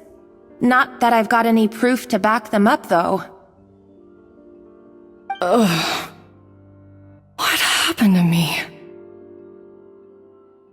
I've overheard some customers murmuring about how the Hotel de Boer hasn't been the same since Escoffier left. They think our menu doesn't taste like it used to, especially our signature items.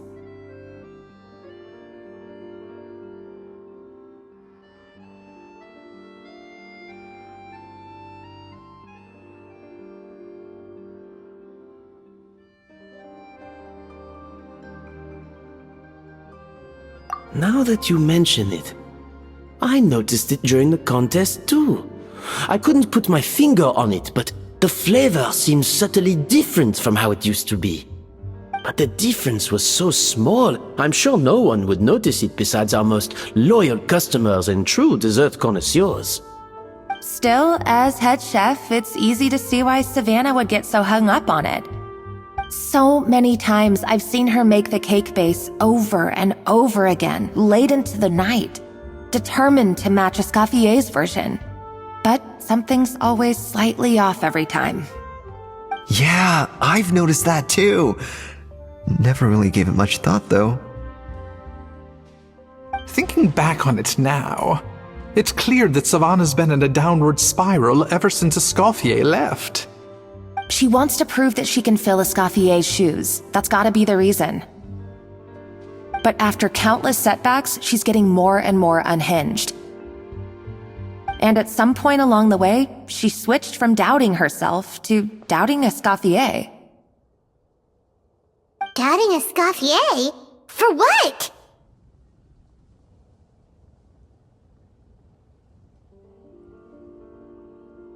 Yeah, it would explain why she was bent on getting the original at any cost. She must have thought Escoffier purposely omitted key details from her recipes when she copied them out. Also, she could retain her place as the #1 chef in Fontaine, the only one privy to all the secrets of the trade. Oh, for goodness sake, what a stupid idea. Of course. Then she finally got the codex only to discover that the secret recipes she's been pining for don't exist at all. Seeing how utterly wrong she was must have been a real shock to the system. It probably brought up everything at once. It overwhelmed her, and she passed out. There's still one thing that doesn't make sense, though. If Savannah had the real recipe all along, how come it tasted different? She might not be on the same level as Escoffier, but surely after like 50 attempts, she'd get it right one of those times. You'd think so, but geniuses like Escoffier are in a league of their own.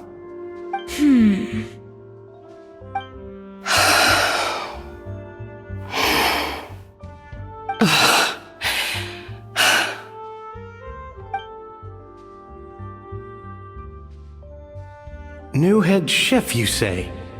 What's her name?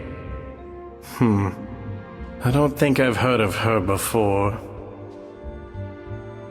I wonder, can the Hotel de Boer keep its edge without Escoffier at the helm?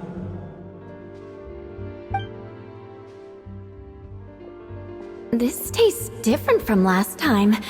Is it undercooked or something?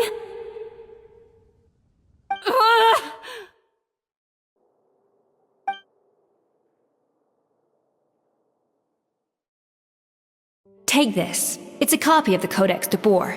From now on, you will be its keeper.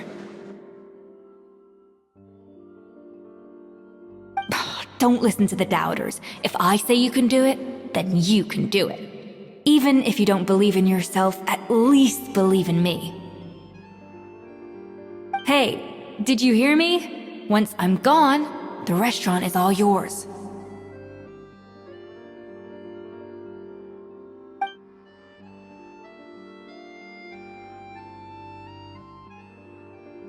All this time, I've been blaming other people, but maybe I'm the problem.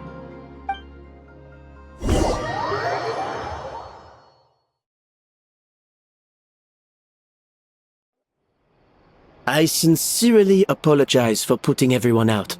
Savannah's awake now, but I don't think she's ready to speak to anyone yet. Let's give her the day to calm down. I'm sure you'll have the chance to talk everything out tomorrow. In that case, I'll go and update Verma and his family.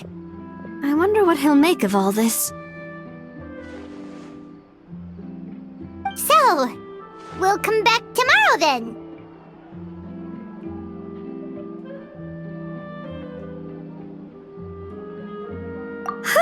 That was a long day.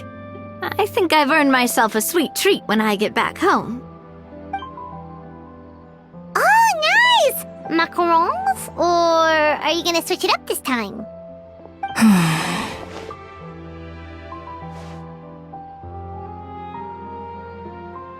Traveler, how much do you know about the snow-winged goose?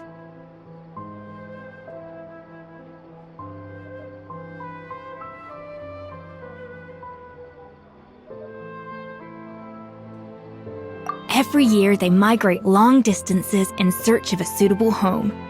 There's always one goose at the front whose job is to lead the flock. Fontaine poets often use the image of that goose to explore the ideas about leadership and genius. They usually imagine someone who's a cut above the rest, a model of perfection. But what those poets don't know is that during a migration, the lead goose is always changing. Once the lead goose shows signs of fatigue, it retreats to the back of the flock and allows another goose to take its place. So the truth is that leadership, with all the responsibilities and pressures that come with it, it's something that everyone takes turns at. But we humans completely miss that fact when we project our own ideas about social hierarchies onto them.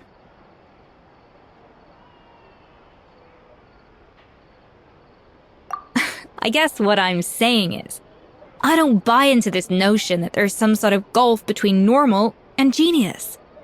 Cooking is a science, not magic. Given the same ingredients, same recipe, and same environment, I see no reason why two different people shouldn't be able to create the exact same dish. Of course, some people have a more sensitive palate than others, and some people are just born bolder or more conscientious. But these are all variables that can be accounted for with time and practice. I'd have no reason to expect so much from others if I believed that perfection can only come from the hands of a genius. The only reason I hold people to high standards is because, well, I believe they're capable of greatness.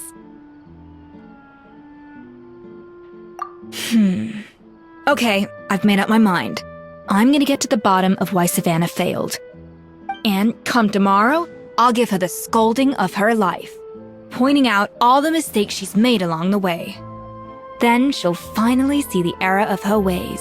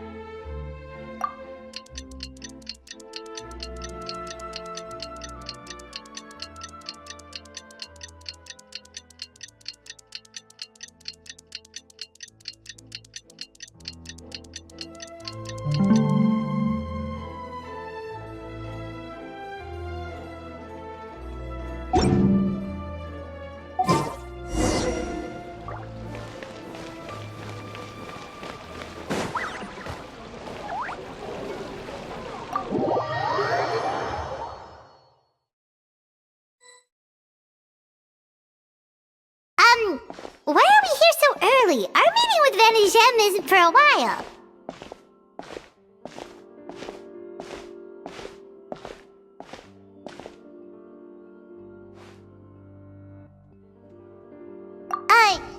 Check on her? Why? What happened? Oh no. Escoffier, are you alright?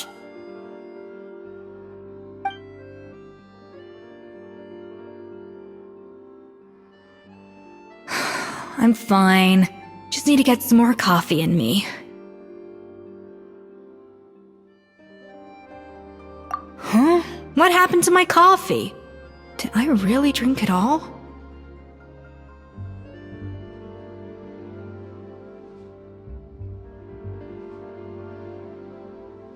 Alright. Thanks. I appreciate it. Well, there's cooking facilities here. Or we could just grab a cup of coffee from Cafe Lutece, but either way, hurry!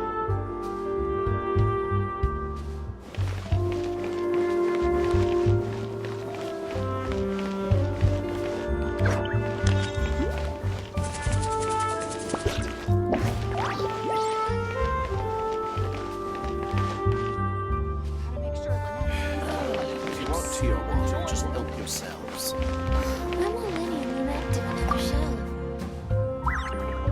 Coffee.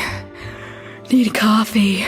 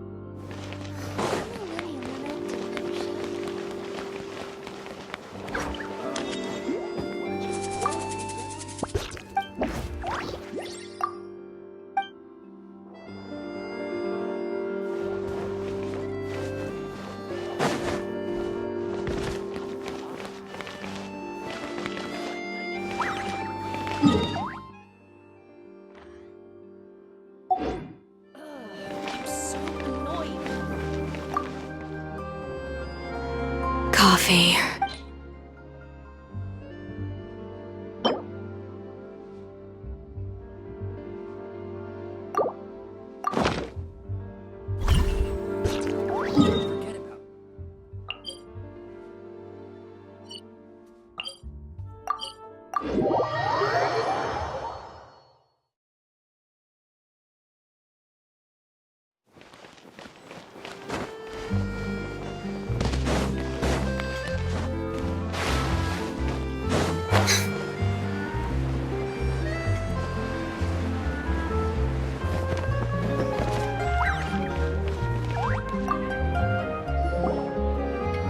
Hello! What can I get for you? Sure thing. We're here to go.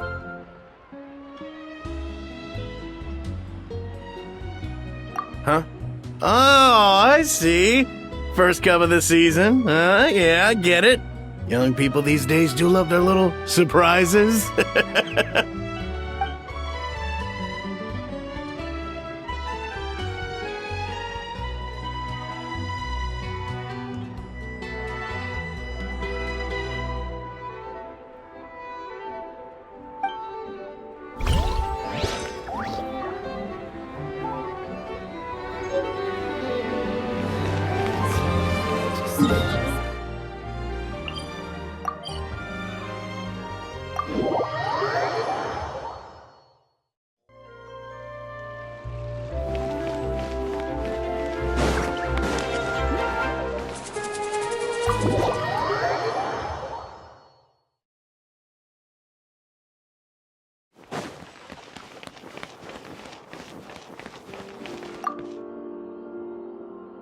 Coffee.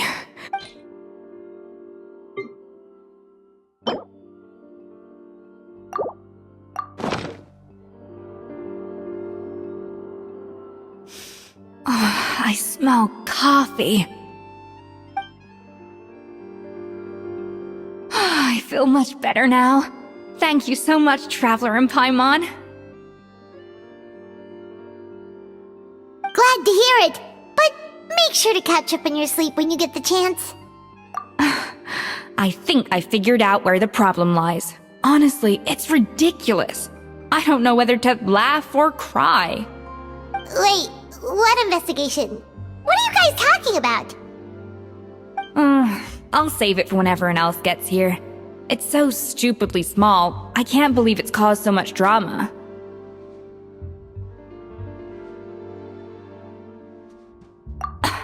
Yes, except my failures were stepping stones to success.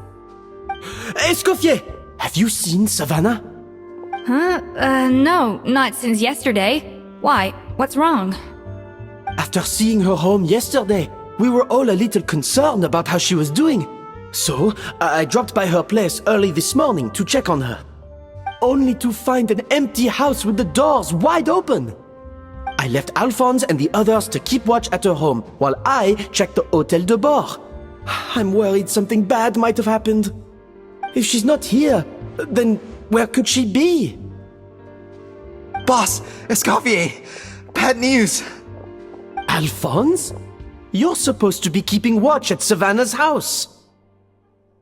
We were, but then, just after you left, we found this stuff in her house. Oh, looks like a map with a bunch of random places circled. What does it mean? Wait a second. This feels familiar. I'm sure these places are all connected somehow. Of course! From the Codex! They're all places that Modeste explored on his adventures. Yeah, but I don't understand. The adventure logs in the Codex are too fragmented to be of any use.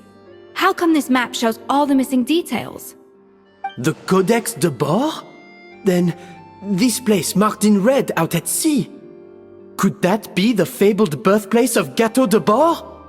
Seriously? So now she set her sights on finding the original recipe and beating Escoffier that way? Geez, Savannah. Anything to overcome a gâteau plateau, huh? Ugh, idiot! Does she have a death wish? Those ruins are thousands of years old. Hold on, there's more. Besides the map, we also found these letters.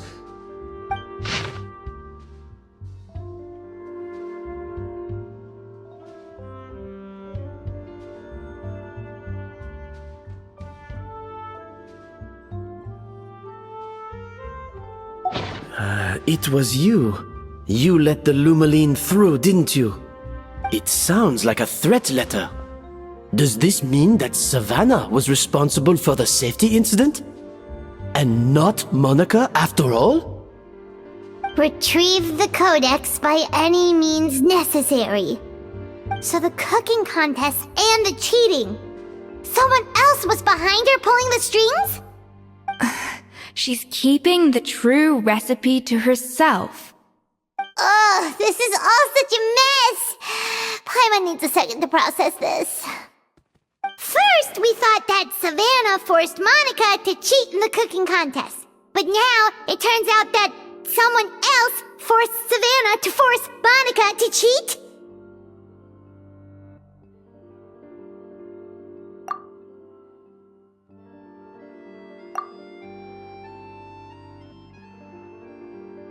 You're finally here.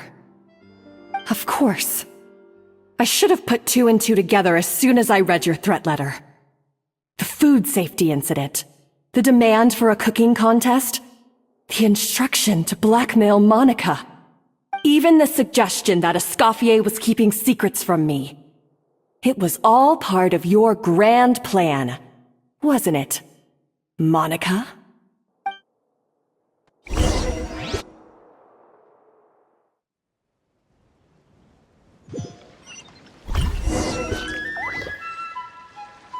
We should be getting close to the spot marked on the map.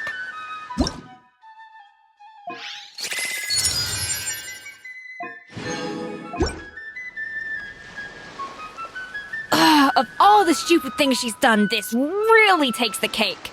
The moment we find her, I'm gonna curse the living daylights out of her.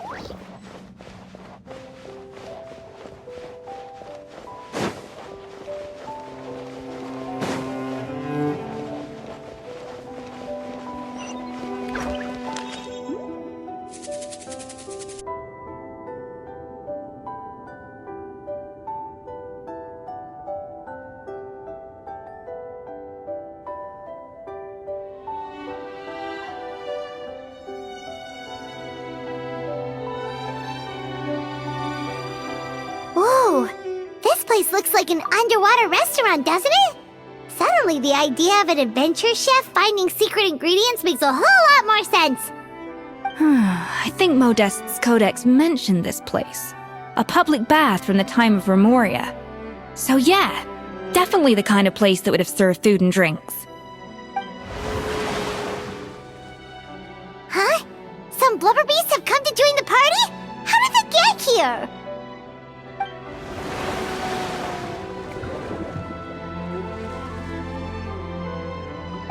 They ran off!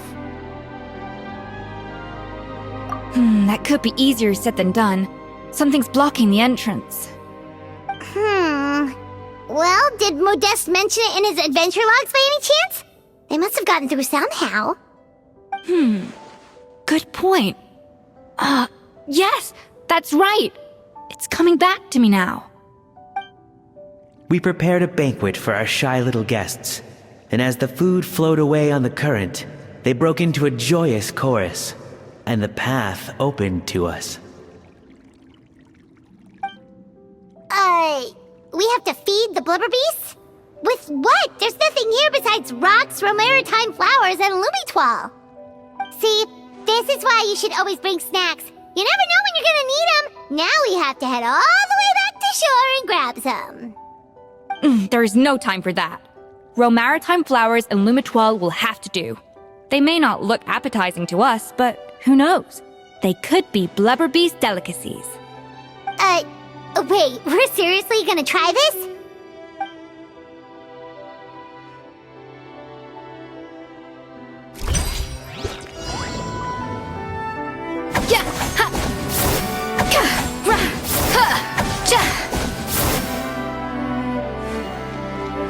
A dash of frosting!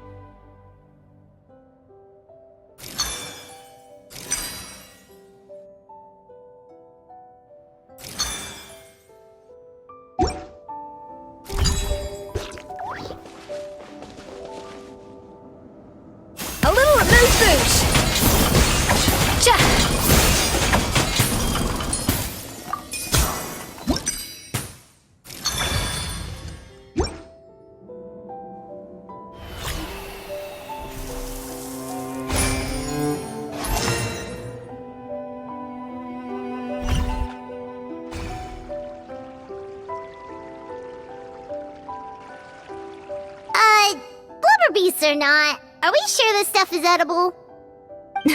Trust me, they'll love it.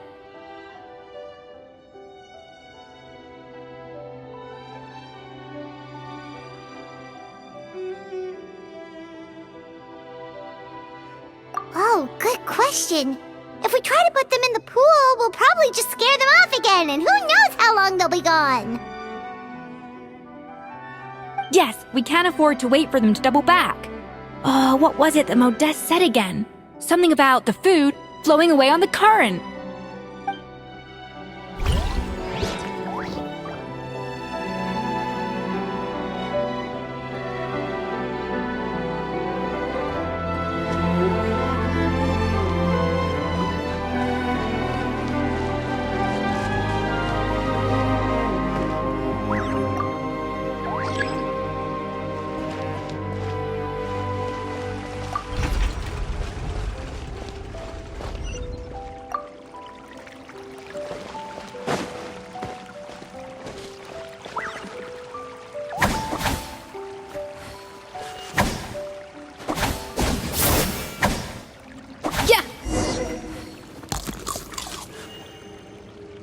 Wow, it's really singing! It must taste better than Paimon thought!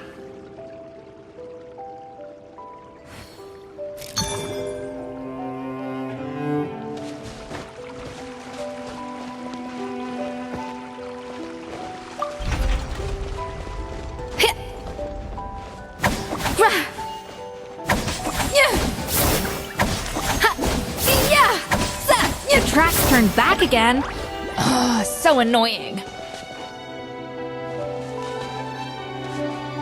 A dash of frosting!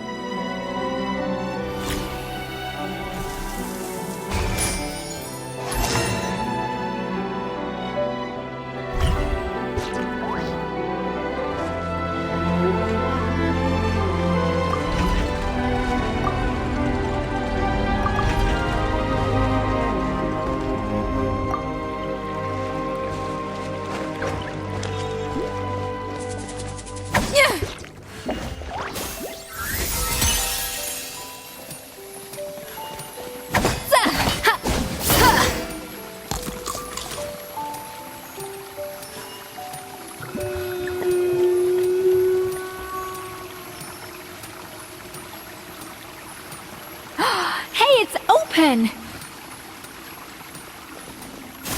moose boosh!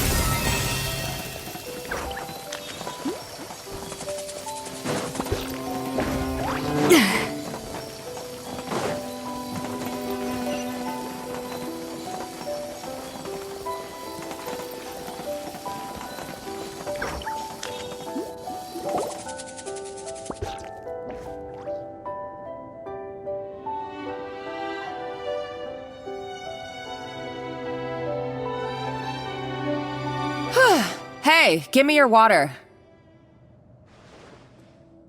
Here. I said your water, the one you just drank out of? Sure.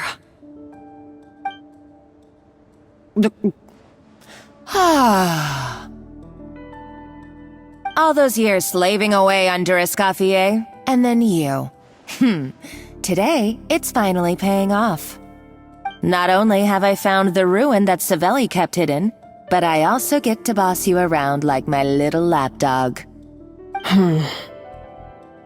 Hey, go scout ahead for me. If we need to do any more blast tunneling, I want to know where to lay the explosives. Did you not hear me? Get going. Why don't you do it yourself? Oh, when did you learn to fight back? You're always so compliant when I give you instructions by letter. That's because you threatened to expose me for the Lumiline incident. I swear, if I'd known what you were planning, I'd never have... Ha! Don't be so self-righteous. Admit it, you've always been jealous of Escoffier.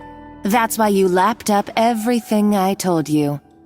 You were terrified of her finding out about your part in the Lumiline incident, and you resented the way her reputation hung over you. So you jumped at the chance to convince yourself that she was the villain, that she deliberately hid her secret recipes from you just to hold you back. It was the only excuse you needed to justify getting back at her.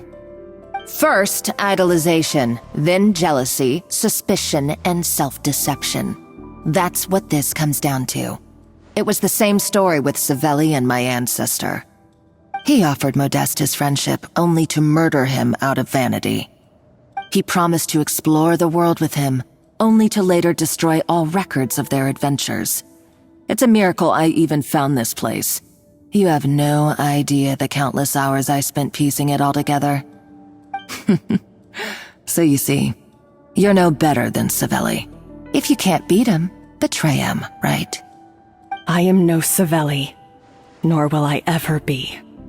Oh, put a lid on it. You really think you can absolve yourself of your vindictive and jealous behavior now? Just because you finally realize that Escoffier never kept any secrets from you?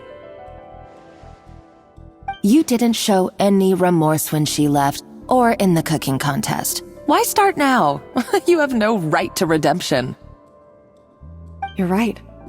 I don't deserve her forgiveness. But I am done being bullied into submission by you! Ooh, feisty. But you should watch your tone. Talking to me like that could get you in big trouble. I somehow doubt that.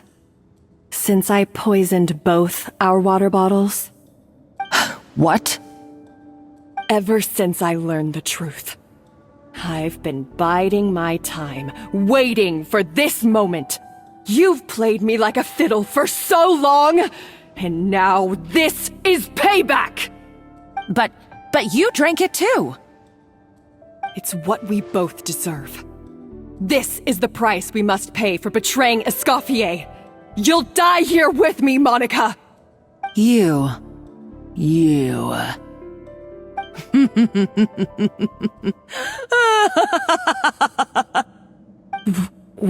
What's so funny? Oh, you're too much. I thought I'd play along for a bit just to amuse myself. You gave a very rousing performance. I saw your dumb plan a mile off. There's no poison in these bottles, just clean, fresh water. No. Revenge is a dish best served cold, you know? Did you really think your half-baked plot would fool me? You're a lousy chef, and you make a lousy villain, too. A complete waste of space. No wonder you never amounted to anything. Everything I ever did was a failure. And now, I failed again, for the last time. Hey, why don't you try your hand at being a comedian in your next life? You got a good laugh out of me. But now the show's over. You should have just done like I asked, Savannah. All I wanted you to do was scout the ruins for me. But you had your chance, and now it's time to say goodbye. Stop right there! Let her go, Monica! We've got you surrounded! Escoffier? Ugh, looks like I'll have to keep you around for a little longer. You can't! Stay back if you want her alive! Escoffier and the Traveler. I can't take you both on in combat, but if you so much as flinch, I can end Savannah's life in a heartbeat. Monica, what are you hoping to achieve by this? You're about to commit murder, and for what? A recipe? A recipe? You chefs are all blinded by your myopic focus on kitchen affairs. Well, some of us actually have bigger fish to fry. Modeste had a secret. The truth behind his so-called genius, the je ne sais quoi factor in his Gâteau de Bourg, and it's right here in these ruins. Are you serious? You're here because of a Gâteau de Bourg obsession? You've gone completely mad! I couldn't care less about the cake itself. No, the real treasure is the secret ingredient that Modeste sourced from these ruins. He and Savelli were fools. A priceless treasure of Remoria in the palms of their hands, and they thought, ooh, this would go great in our cake mix. We're talking about a powerful stimulant that also sharpens the senses. That's no cooking ingredient. It's a groundbreaking drug. That's right, I've done my research. It was a drug that Remoria developed for their war machine. I could make a killing by selling it to the treasure hoarders or the Fatui. Will you listen to yourself? You're completely delusional. My eyes are wide open. Just wait till I get my hands on this treasure. You'll see what a fool you've been.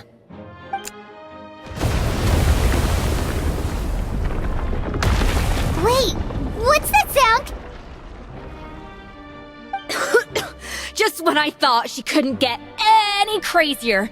She's lucky the whole place didn't collapse.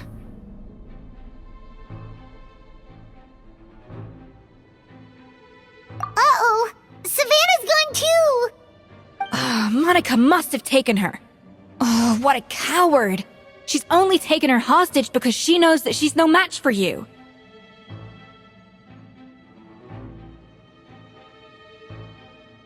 That's true. Even if she finds the treasure, she'll need Savannah alive if she wants to get out of here in one piece. Oh, well, our path's been blocked, so let's look for another route.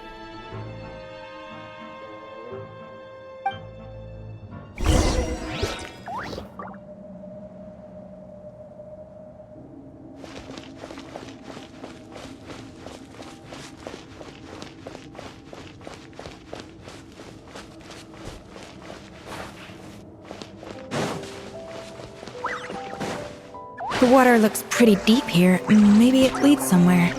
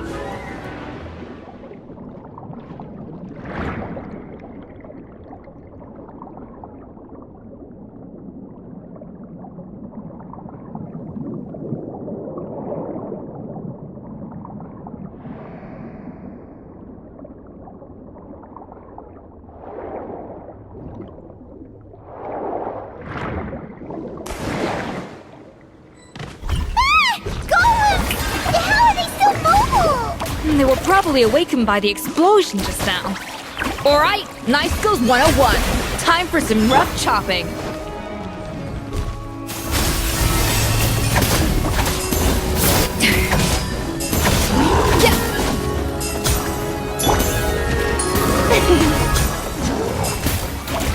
Strike a pose!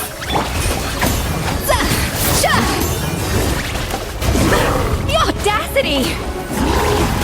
An inspired melange!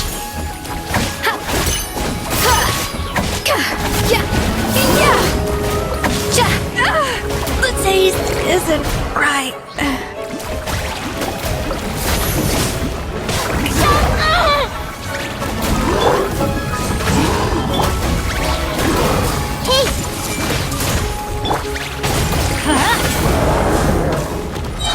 Share my knowledge.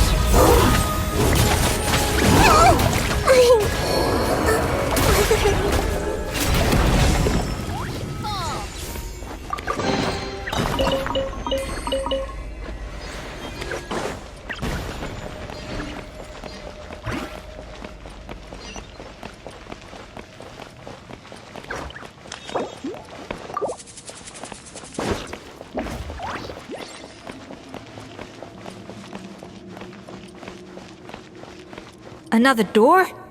Guess we need to prepare another feast for our guests.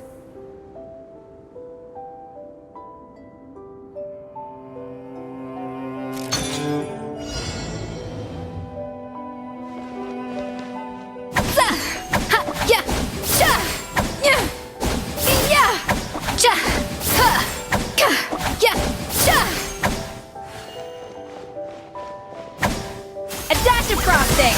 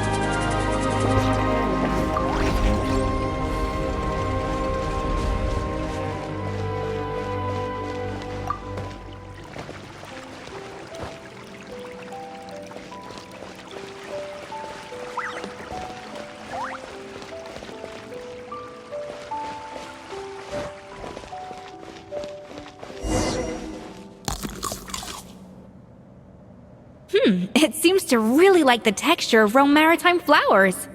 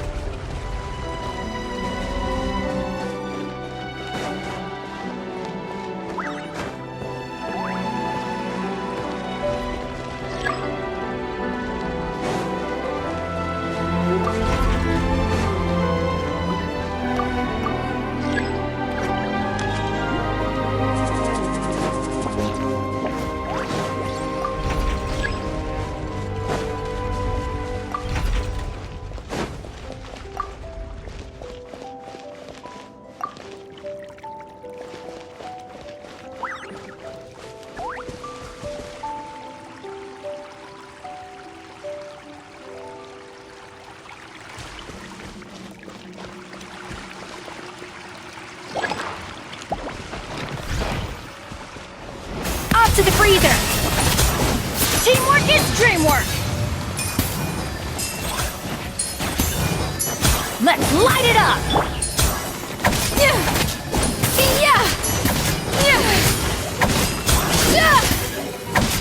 A dash of frosting!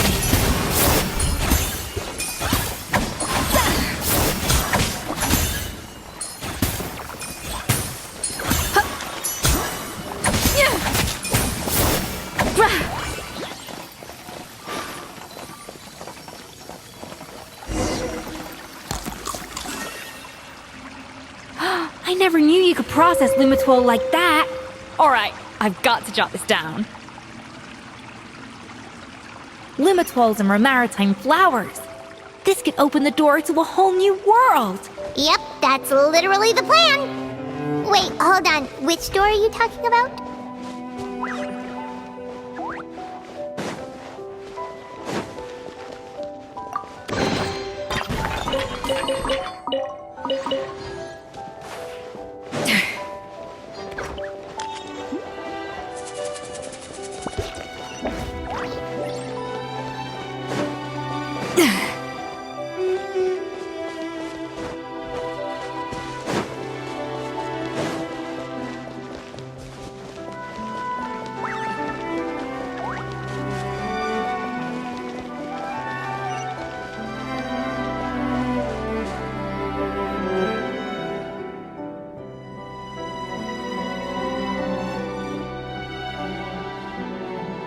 That's strange.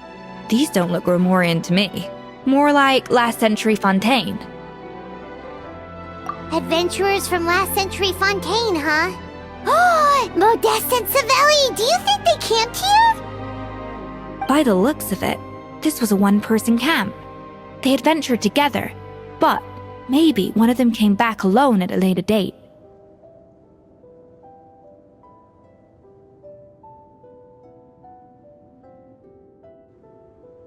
Huh, you really think so? Trust our adventurers' instincts. We're pros at this stuff, just like you're a pro in the kitchen.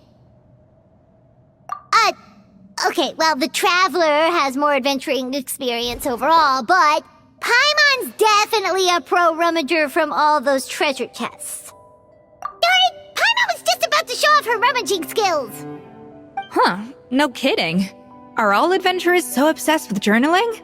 I mean, I guess I take a lot of notes when I'm cooking as well, but I thought that was just me. Anyway, let's find out who was here. It's been years since I've last visited these ruins. It's exactly the way I remember it. This place probably hasn't changed in millennia. Sadly, up above, on dry land, everything has changed. The treasure of Remoria. That's what we used to call it. Modeste was right about its potential. It turned Gâteau de Bourg into a national sensation. Our limited stock of the substance meant that the gâteau could only be produced on a small scale. But this only drove up the popularity all the more. Modeste was right about that too. He predicted all of it.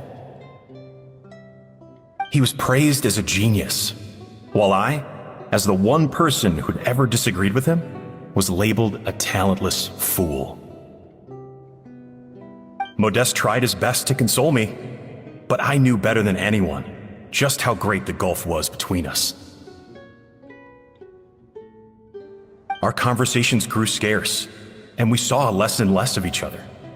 I didn't fight it. He had new friends and a career of his own. Why invite further disdain by inserting myself where I did not belong? I told myself that maybe one day, when I finally created a masterpiece of my own, I'd be able to face him without shame. Or maybe one day, when I've put these feelings of self-loathing behind me, I'd be able to ask him with a smile on my face, how about we go on one more adventure, for old time's sake? Unfortunately, that day will never come. So it was Savelli. From the sounds of it, he came back after Modeste had already died. I always thought it was just a legend. But if it's true, then this must be the place where they found their secret ingredient, the birthplace of Gâteau de Bourg. In that case, what does that say about the death of Modeste? If it's all true, maybe Savelli really did have something to do with it.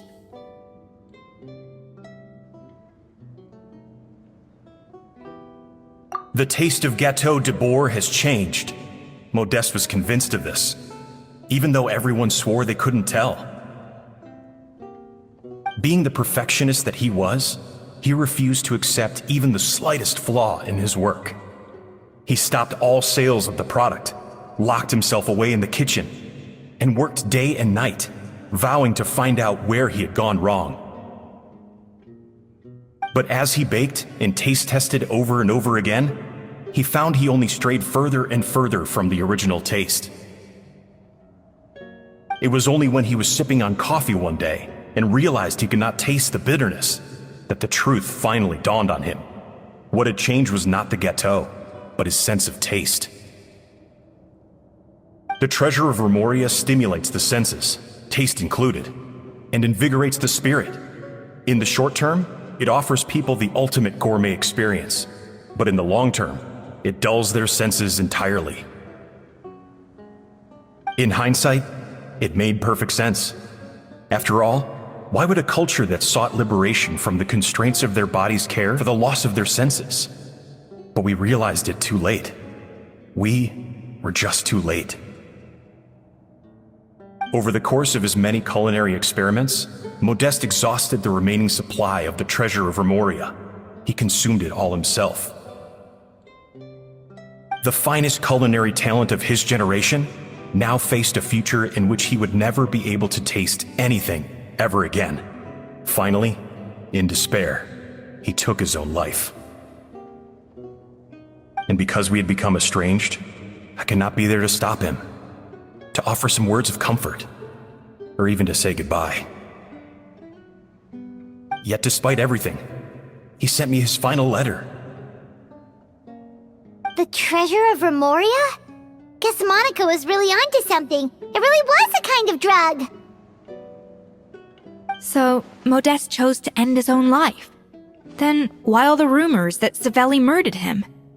Also, neither the Codex nor any other contemporary records make any mention of the treasure of Remoria. It's almost as if someone deliberately erased it from history. Modeste told me everything in his final letter. His was a tale of how even a genius could fail, and how much more devastating it is when it happens. Did he hope I would gain some personal catharsis from knowing the truth? Or maybe he wished for me to warn the public about the dangers of Gâteau de Bourg, proving that I had been right all along. But if the public ever learned how Modeste's greatest triumph became his undoing, his fall from grace would be swift and merciless. 1 minute a genius, the next a joke. It would surely spell the end for his restaurant too. What would be his legacy then? How would future generations view everything we built together? I fear the scorn I have faced these last years would pale in comparison to the scorn shown to him by the history books. I cannot let that come to pass. I will do what I must to protect his name. It will mean tampering with his notes to remove the damning details, leaving mere fragments of our story behind. It may lead his family to suspect me of having a hand in his demise. But if that's the price of destroying all evidence of my crimes, then so be it. I would rather the world believe a tale of genius and jealousy than see his reputation in tatters. The final loose end is the evidence here, at the bottom of the sea.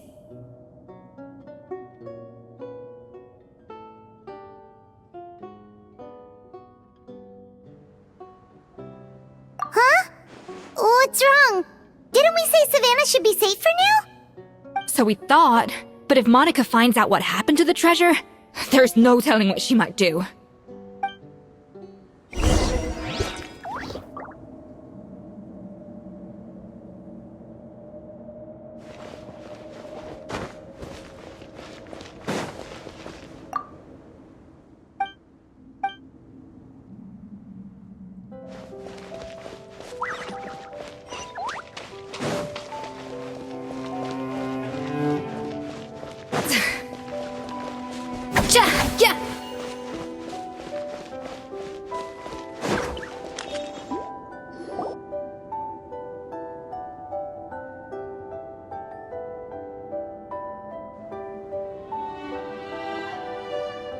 The treasure of Remoria.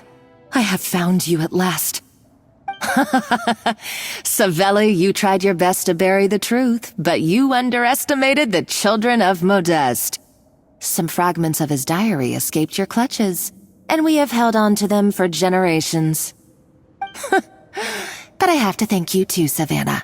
Without your help retrieving the codex, and with it the last piece of the puzzle, I may never have found this place. But now, finally, the secret to Remoria's military might is within my grasp. The treasure of Remoria is mine! Oh. It's empty. It's empty? Monica? Oh, we were seconds too late. Escoffier? What's the deal with that jar? Savelli's final act! He wanted to conceal the secret of the treasure forevermore and make sure it would never harm anyone again. So he came here after his friend's death and destroyed every last shred that remained. This can't be happening. All the years I spent piecing together the truth. All my painstaking planning. All that for an empty jar? Monica, don't do anything stupid. This ruin is more dangerous than you realize. Oh, shut your pie hole! Praise be to Lord Remus. You barbarian shall be slain.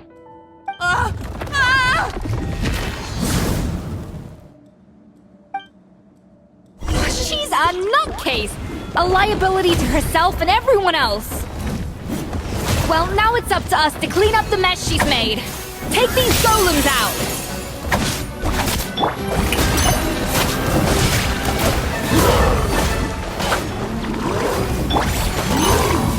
Remember, nice clean cuts. An inspired melange.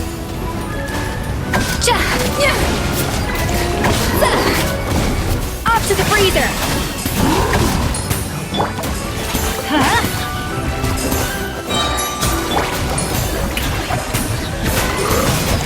Everybody stand back.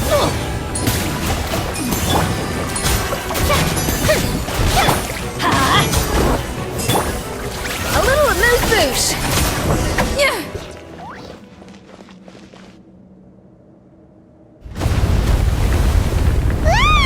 Why is this place still shaking?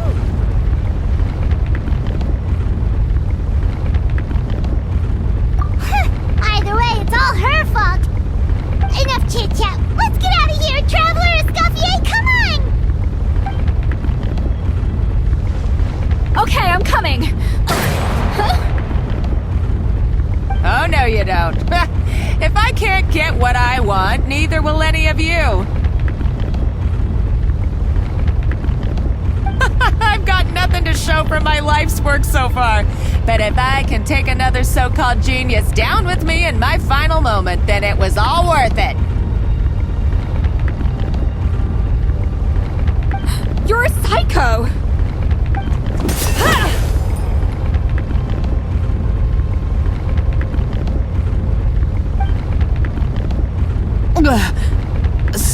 Savannah? When did you wake up?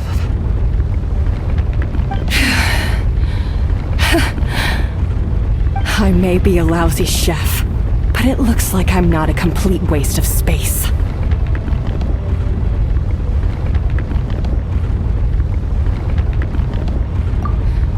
Traveler? Okay, let's go!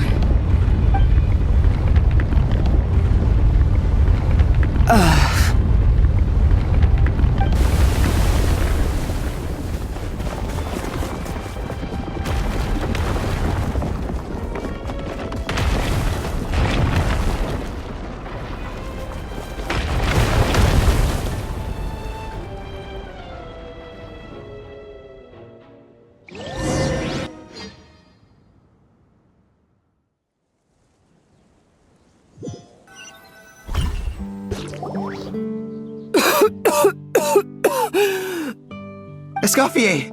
Savannah! Traveler, and Paimon! Venejem, what are you all doing here? What did you expect us to do? Stay at the restaurant and sit on our merry derrieres while the Traveler and Escoffier were out here risking their lives? We had to do something, even though that something ended up being, well, waiting for you here instead. I don't deserve any of you. And I certainly don't deserve to be your head chef. It was my fault Escoffier had to leave. Then I couldn't live up to her standards. I acted like a tyrant in the kitchen. And now I almost got myself killed. Come back, Escoffier. Come and be our head chef again. I'll never be able to replace you. Okay, so everything I said to you the day I left, it just went in one ear and out the other? Huh? Sorry, I was kinda in my own head at the time. All I could think about was the Lumiline situation. What was it you said again? Forget it. It doesn't matter. Anyway, I didn't leave this job because of you. And you're not nearly as awful a chef as you think. If you were that bad, why would all your staff show up here for you? Escoffier's right. Sure, you nitpick our work and get us to do things over a lot. But when it comes down to it, you're the one who's always doing whatever it takes to make sure the customers get served on time, every time. Things were pretty rough after Escoffier left, and Savannah's the only reason we've been able to make it through. Our customers know that Escoffier doesn't work for us anymore. But the fact is, they keep coming back. If that's not an endorsement of your work, I don't know what is. At the end of the day, we're all human, and we all make mistakes. All we can do is recognize where we get it wrong and do our best to improve. That's all that's humanly possible. No, I get what you're saying, but what I did to Firmin and to Escoffier, it's unforgivable. Well, about that, there's someone else here to see you, Chef. It's been a while, Chef Savannah. Firmin? I'm so sorry. I put far too much pressure on you, and the way I stubbornly refused to go and see you after you fell ill. There's no excuse. But I'm too late, aren't I? The damage is done. I heard that you can't even hold a kitchen knife anymore. Actually, I think I'm going to be just fine. Huh? We thought Firmin's problem was purely psychological in nature. But after the threat letter came to light, it got Firmin thinking. And then he remembered the tea that Monica used to give him every night. And as it turns out, she was lacing it with Lumiline the whole time. No way! Doesn't that cause nerve damage? It can. High doses pose a risk of serious nervous and sensory complications. But if you calculate the dosage carefully, you can control the extent of its effects. A small dose might simply make a person more emotional, whether that means more fragile or more hot-tempered. No wonder it seemed like you'd lost your edge. I asked my friends at the Fontaine Research Institute about it. They said that with the low dose I was taking, the risks are pretty small. They also fixed me up with some meds and said I should recover in no time.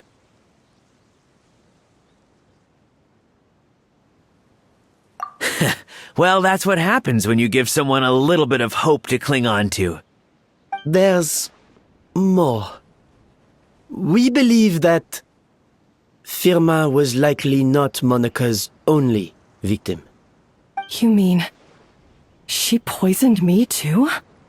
Oh, so that's why Savannah's been so irritable this whole time! Let's not be too quick to blame everything on the Lumiline. That stuff can only amplify what's already there. So tasty food will seem like the most delicious thing in the world.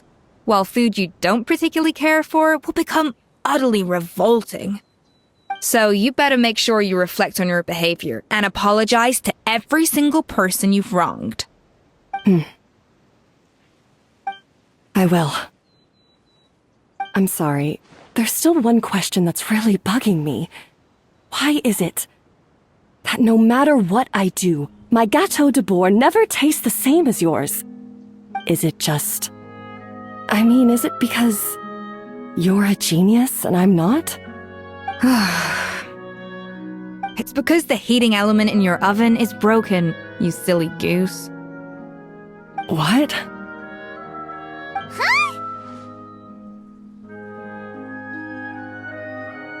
I felt like something was off during the cooking contest. Once I got around to checking all the equipment, I noticed it right away. There was a half-degree discrepancy between the temperature setting and the actual temperature. All the ovens in the whole kitchen had the same problem, which confused me at the time, but by this point, it's pretty obvious that Monica must have tampered with them. I would have figured it out the day of the bake-off, since the issue affected both our teams. But of course, Monica sabotaged mine so that could never happen. No. I spent so long trying to find out where I was going wrong, and then you pinpoint the problem in just one night? It all comes back to one simple, undeniable truth. You're a genius, and I'm just plain old Savannah. Oh, cut it out! Stop the woe is me act for a second and just think. I came up with this recipe. You don't think that might have something to do with it? Do you know how long I spent perfecting my Gâteau de Bourg? 3 years! 3 whole years! I know this dish inside out, back to front and upside down. And you've been head chef now for what, 6 months? If that? A couple hundred failed attempts, and you're gonna throw in the kitchen towel and declare you'll never be successful because you're not a genius. You clearly have no idea how many kitchen failures I've had under my belt, or just how long it took me to finally get my recipe to a level I was satisfied with. Genius or not, everyone makes mistakes. Modeste did, Savelli did, everyone does. You're only a lousy chef if you don't face up to your mistakes, learn from them, and then keep chipping away until you crack the problem once and for all. Surely you haven't forgotten all that. You were no lousy chef back when I handed you the reins. I haven't forgotten. And I'll make sure I never do. That's our head chef. Ha! Sounds like we won't need another changing of the guard in the Hôtel de Bord kitchen anytime soon. Huzzah! What a perfect ending to a crazy journey. Look how happy everyone is. So you got your mojo back now? Yeah. Thanks to you, Escoffier. In fact, no. Thanks to all of you. Aw, friends again. So nice to see them finally settle their beef. Good. So now that's out of the way. It's time for payback. You cheated in our last bake-off, and I demand a rematch right now. Huh?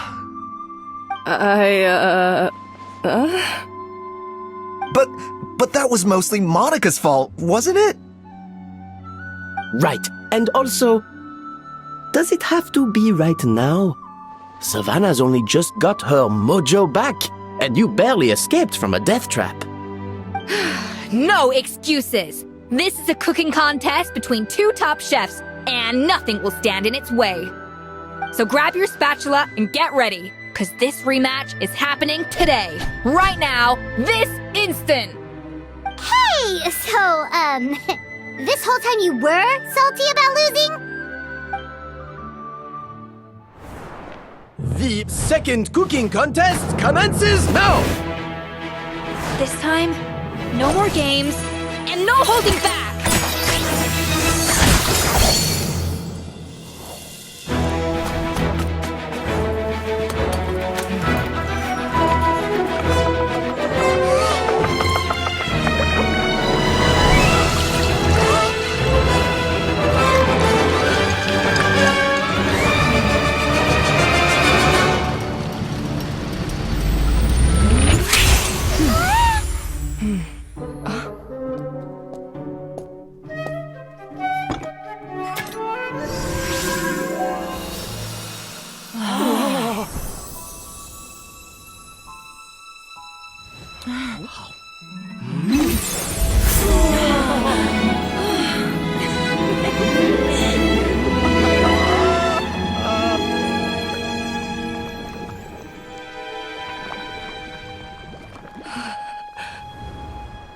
I feel like I don't have the right to be here.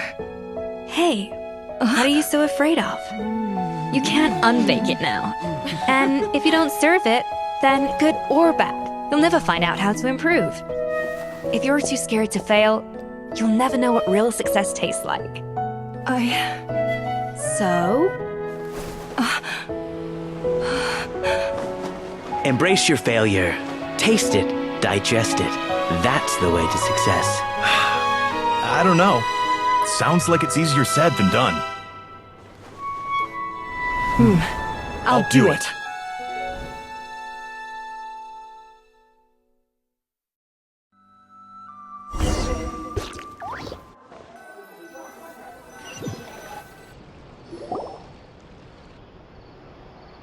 The results are in! A landslide victory for Escoffier! Quite rightly, too. Piece of cake.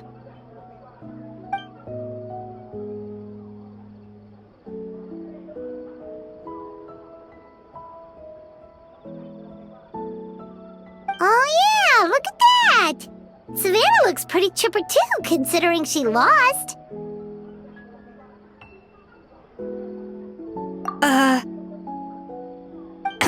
Now, where were we? Yes. Do you have any more questions for me after everything that's happened? I thought Navia would have filled you in. And actually, I said all this to Savannah before I left. Although, as we saw, I don't think any of it sank in.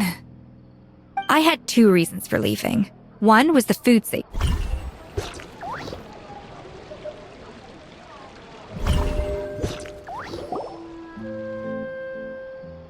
The results are in!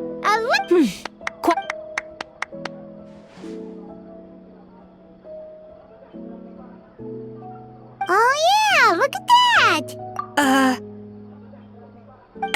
Now, where were we? Yes. Do you have any more questions for me after everything that's happened? I thought Navia would have filled you in. And actually, I said all this to Savannah before I left. Although, as we saw, I don't think any of it sank in. I had 2 reasons for leaving. One was the food safety incident, of course, but the other was that the Hotel de Boer had reached a point where it didn't need me anymore. So I decided to step down and look for new opportunities to improve myself. Improve how? Well, a while back, I got to know a fellow chef from Liyue, and in her, I saw so many new possibilities. She has that same adventurous spirit that Modeste and Sibeli had in their youth. Slime mucus, lizard tails. With her, nothing's off the table. There's a whole world of new flavors out there waiting to be explored, hiding away in ingredients we overlook. Case in point, remember those Romaritime flowers down in the ruins? I used them in the cooking contest just now. Did you taste the difference? What? Paimon didn't notice at all! Half of the art of cooking is dissecting the recipes of previous chefs and figuring out the exact constellation of elements that gave their work its signature taste. And the other half, it lies in freeing yourself from the confines of the kitchen. You've got to go out and explore the endless possibilities out there. Uh-oh. Paimon's suddenly not sure she wants to try your cooking anymore.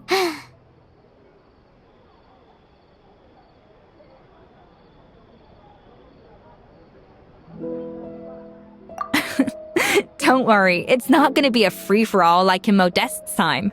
Before I put anything into my food, I'll obviously do my research, make sure it doesn't contain any harmful substances. In the meantime, take this. It's a recipe for Petit Gâteau de Boer revised version. I tweaked it to suit your needs as busy adventurers. Hope you enjoy, and remember, feedback is always welcome. All right! So, do you ever see yourself returning to Hotel de Boer? Oh, of course. I've already promised Banishem that I'll come back every once in a while to make sure the quality of the food remains at an acceptable level.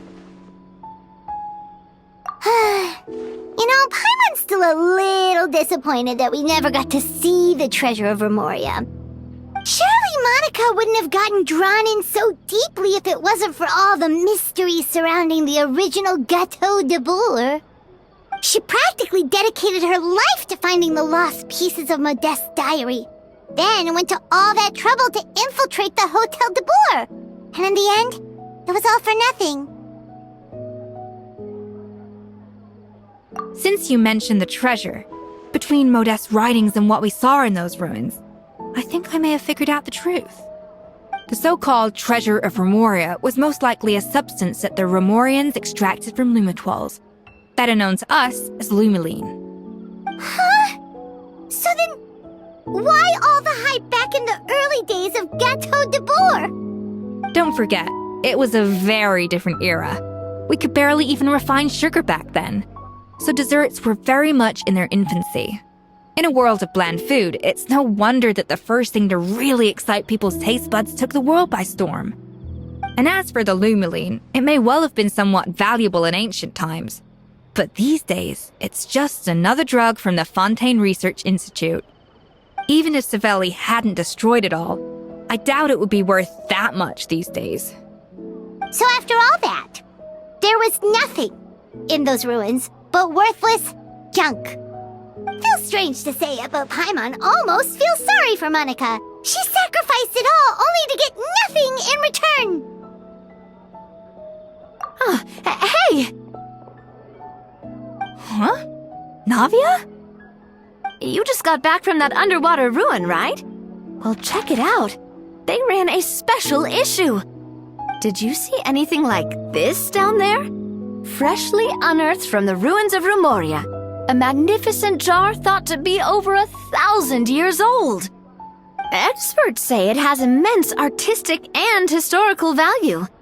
It could be worth an absolute fortune. Wait, isn't that the jar they used to hold the treasure? If only it was still in one piece. Some butterfingers must have dropped it or something. It's such a shame.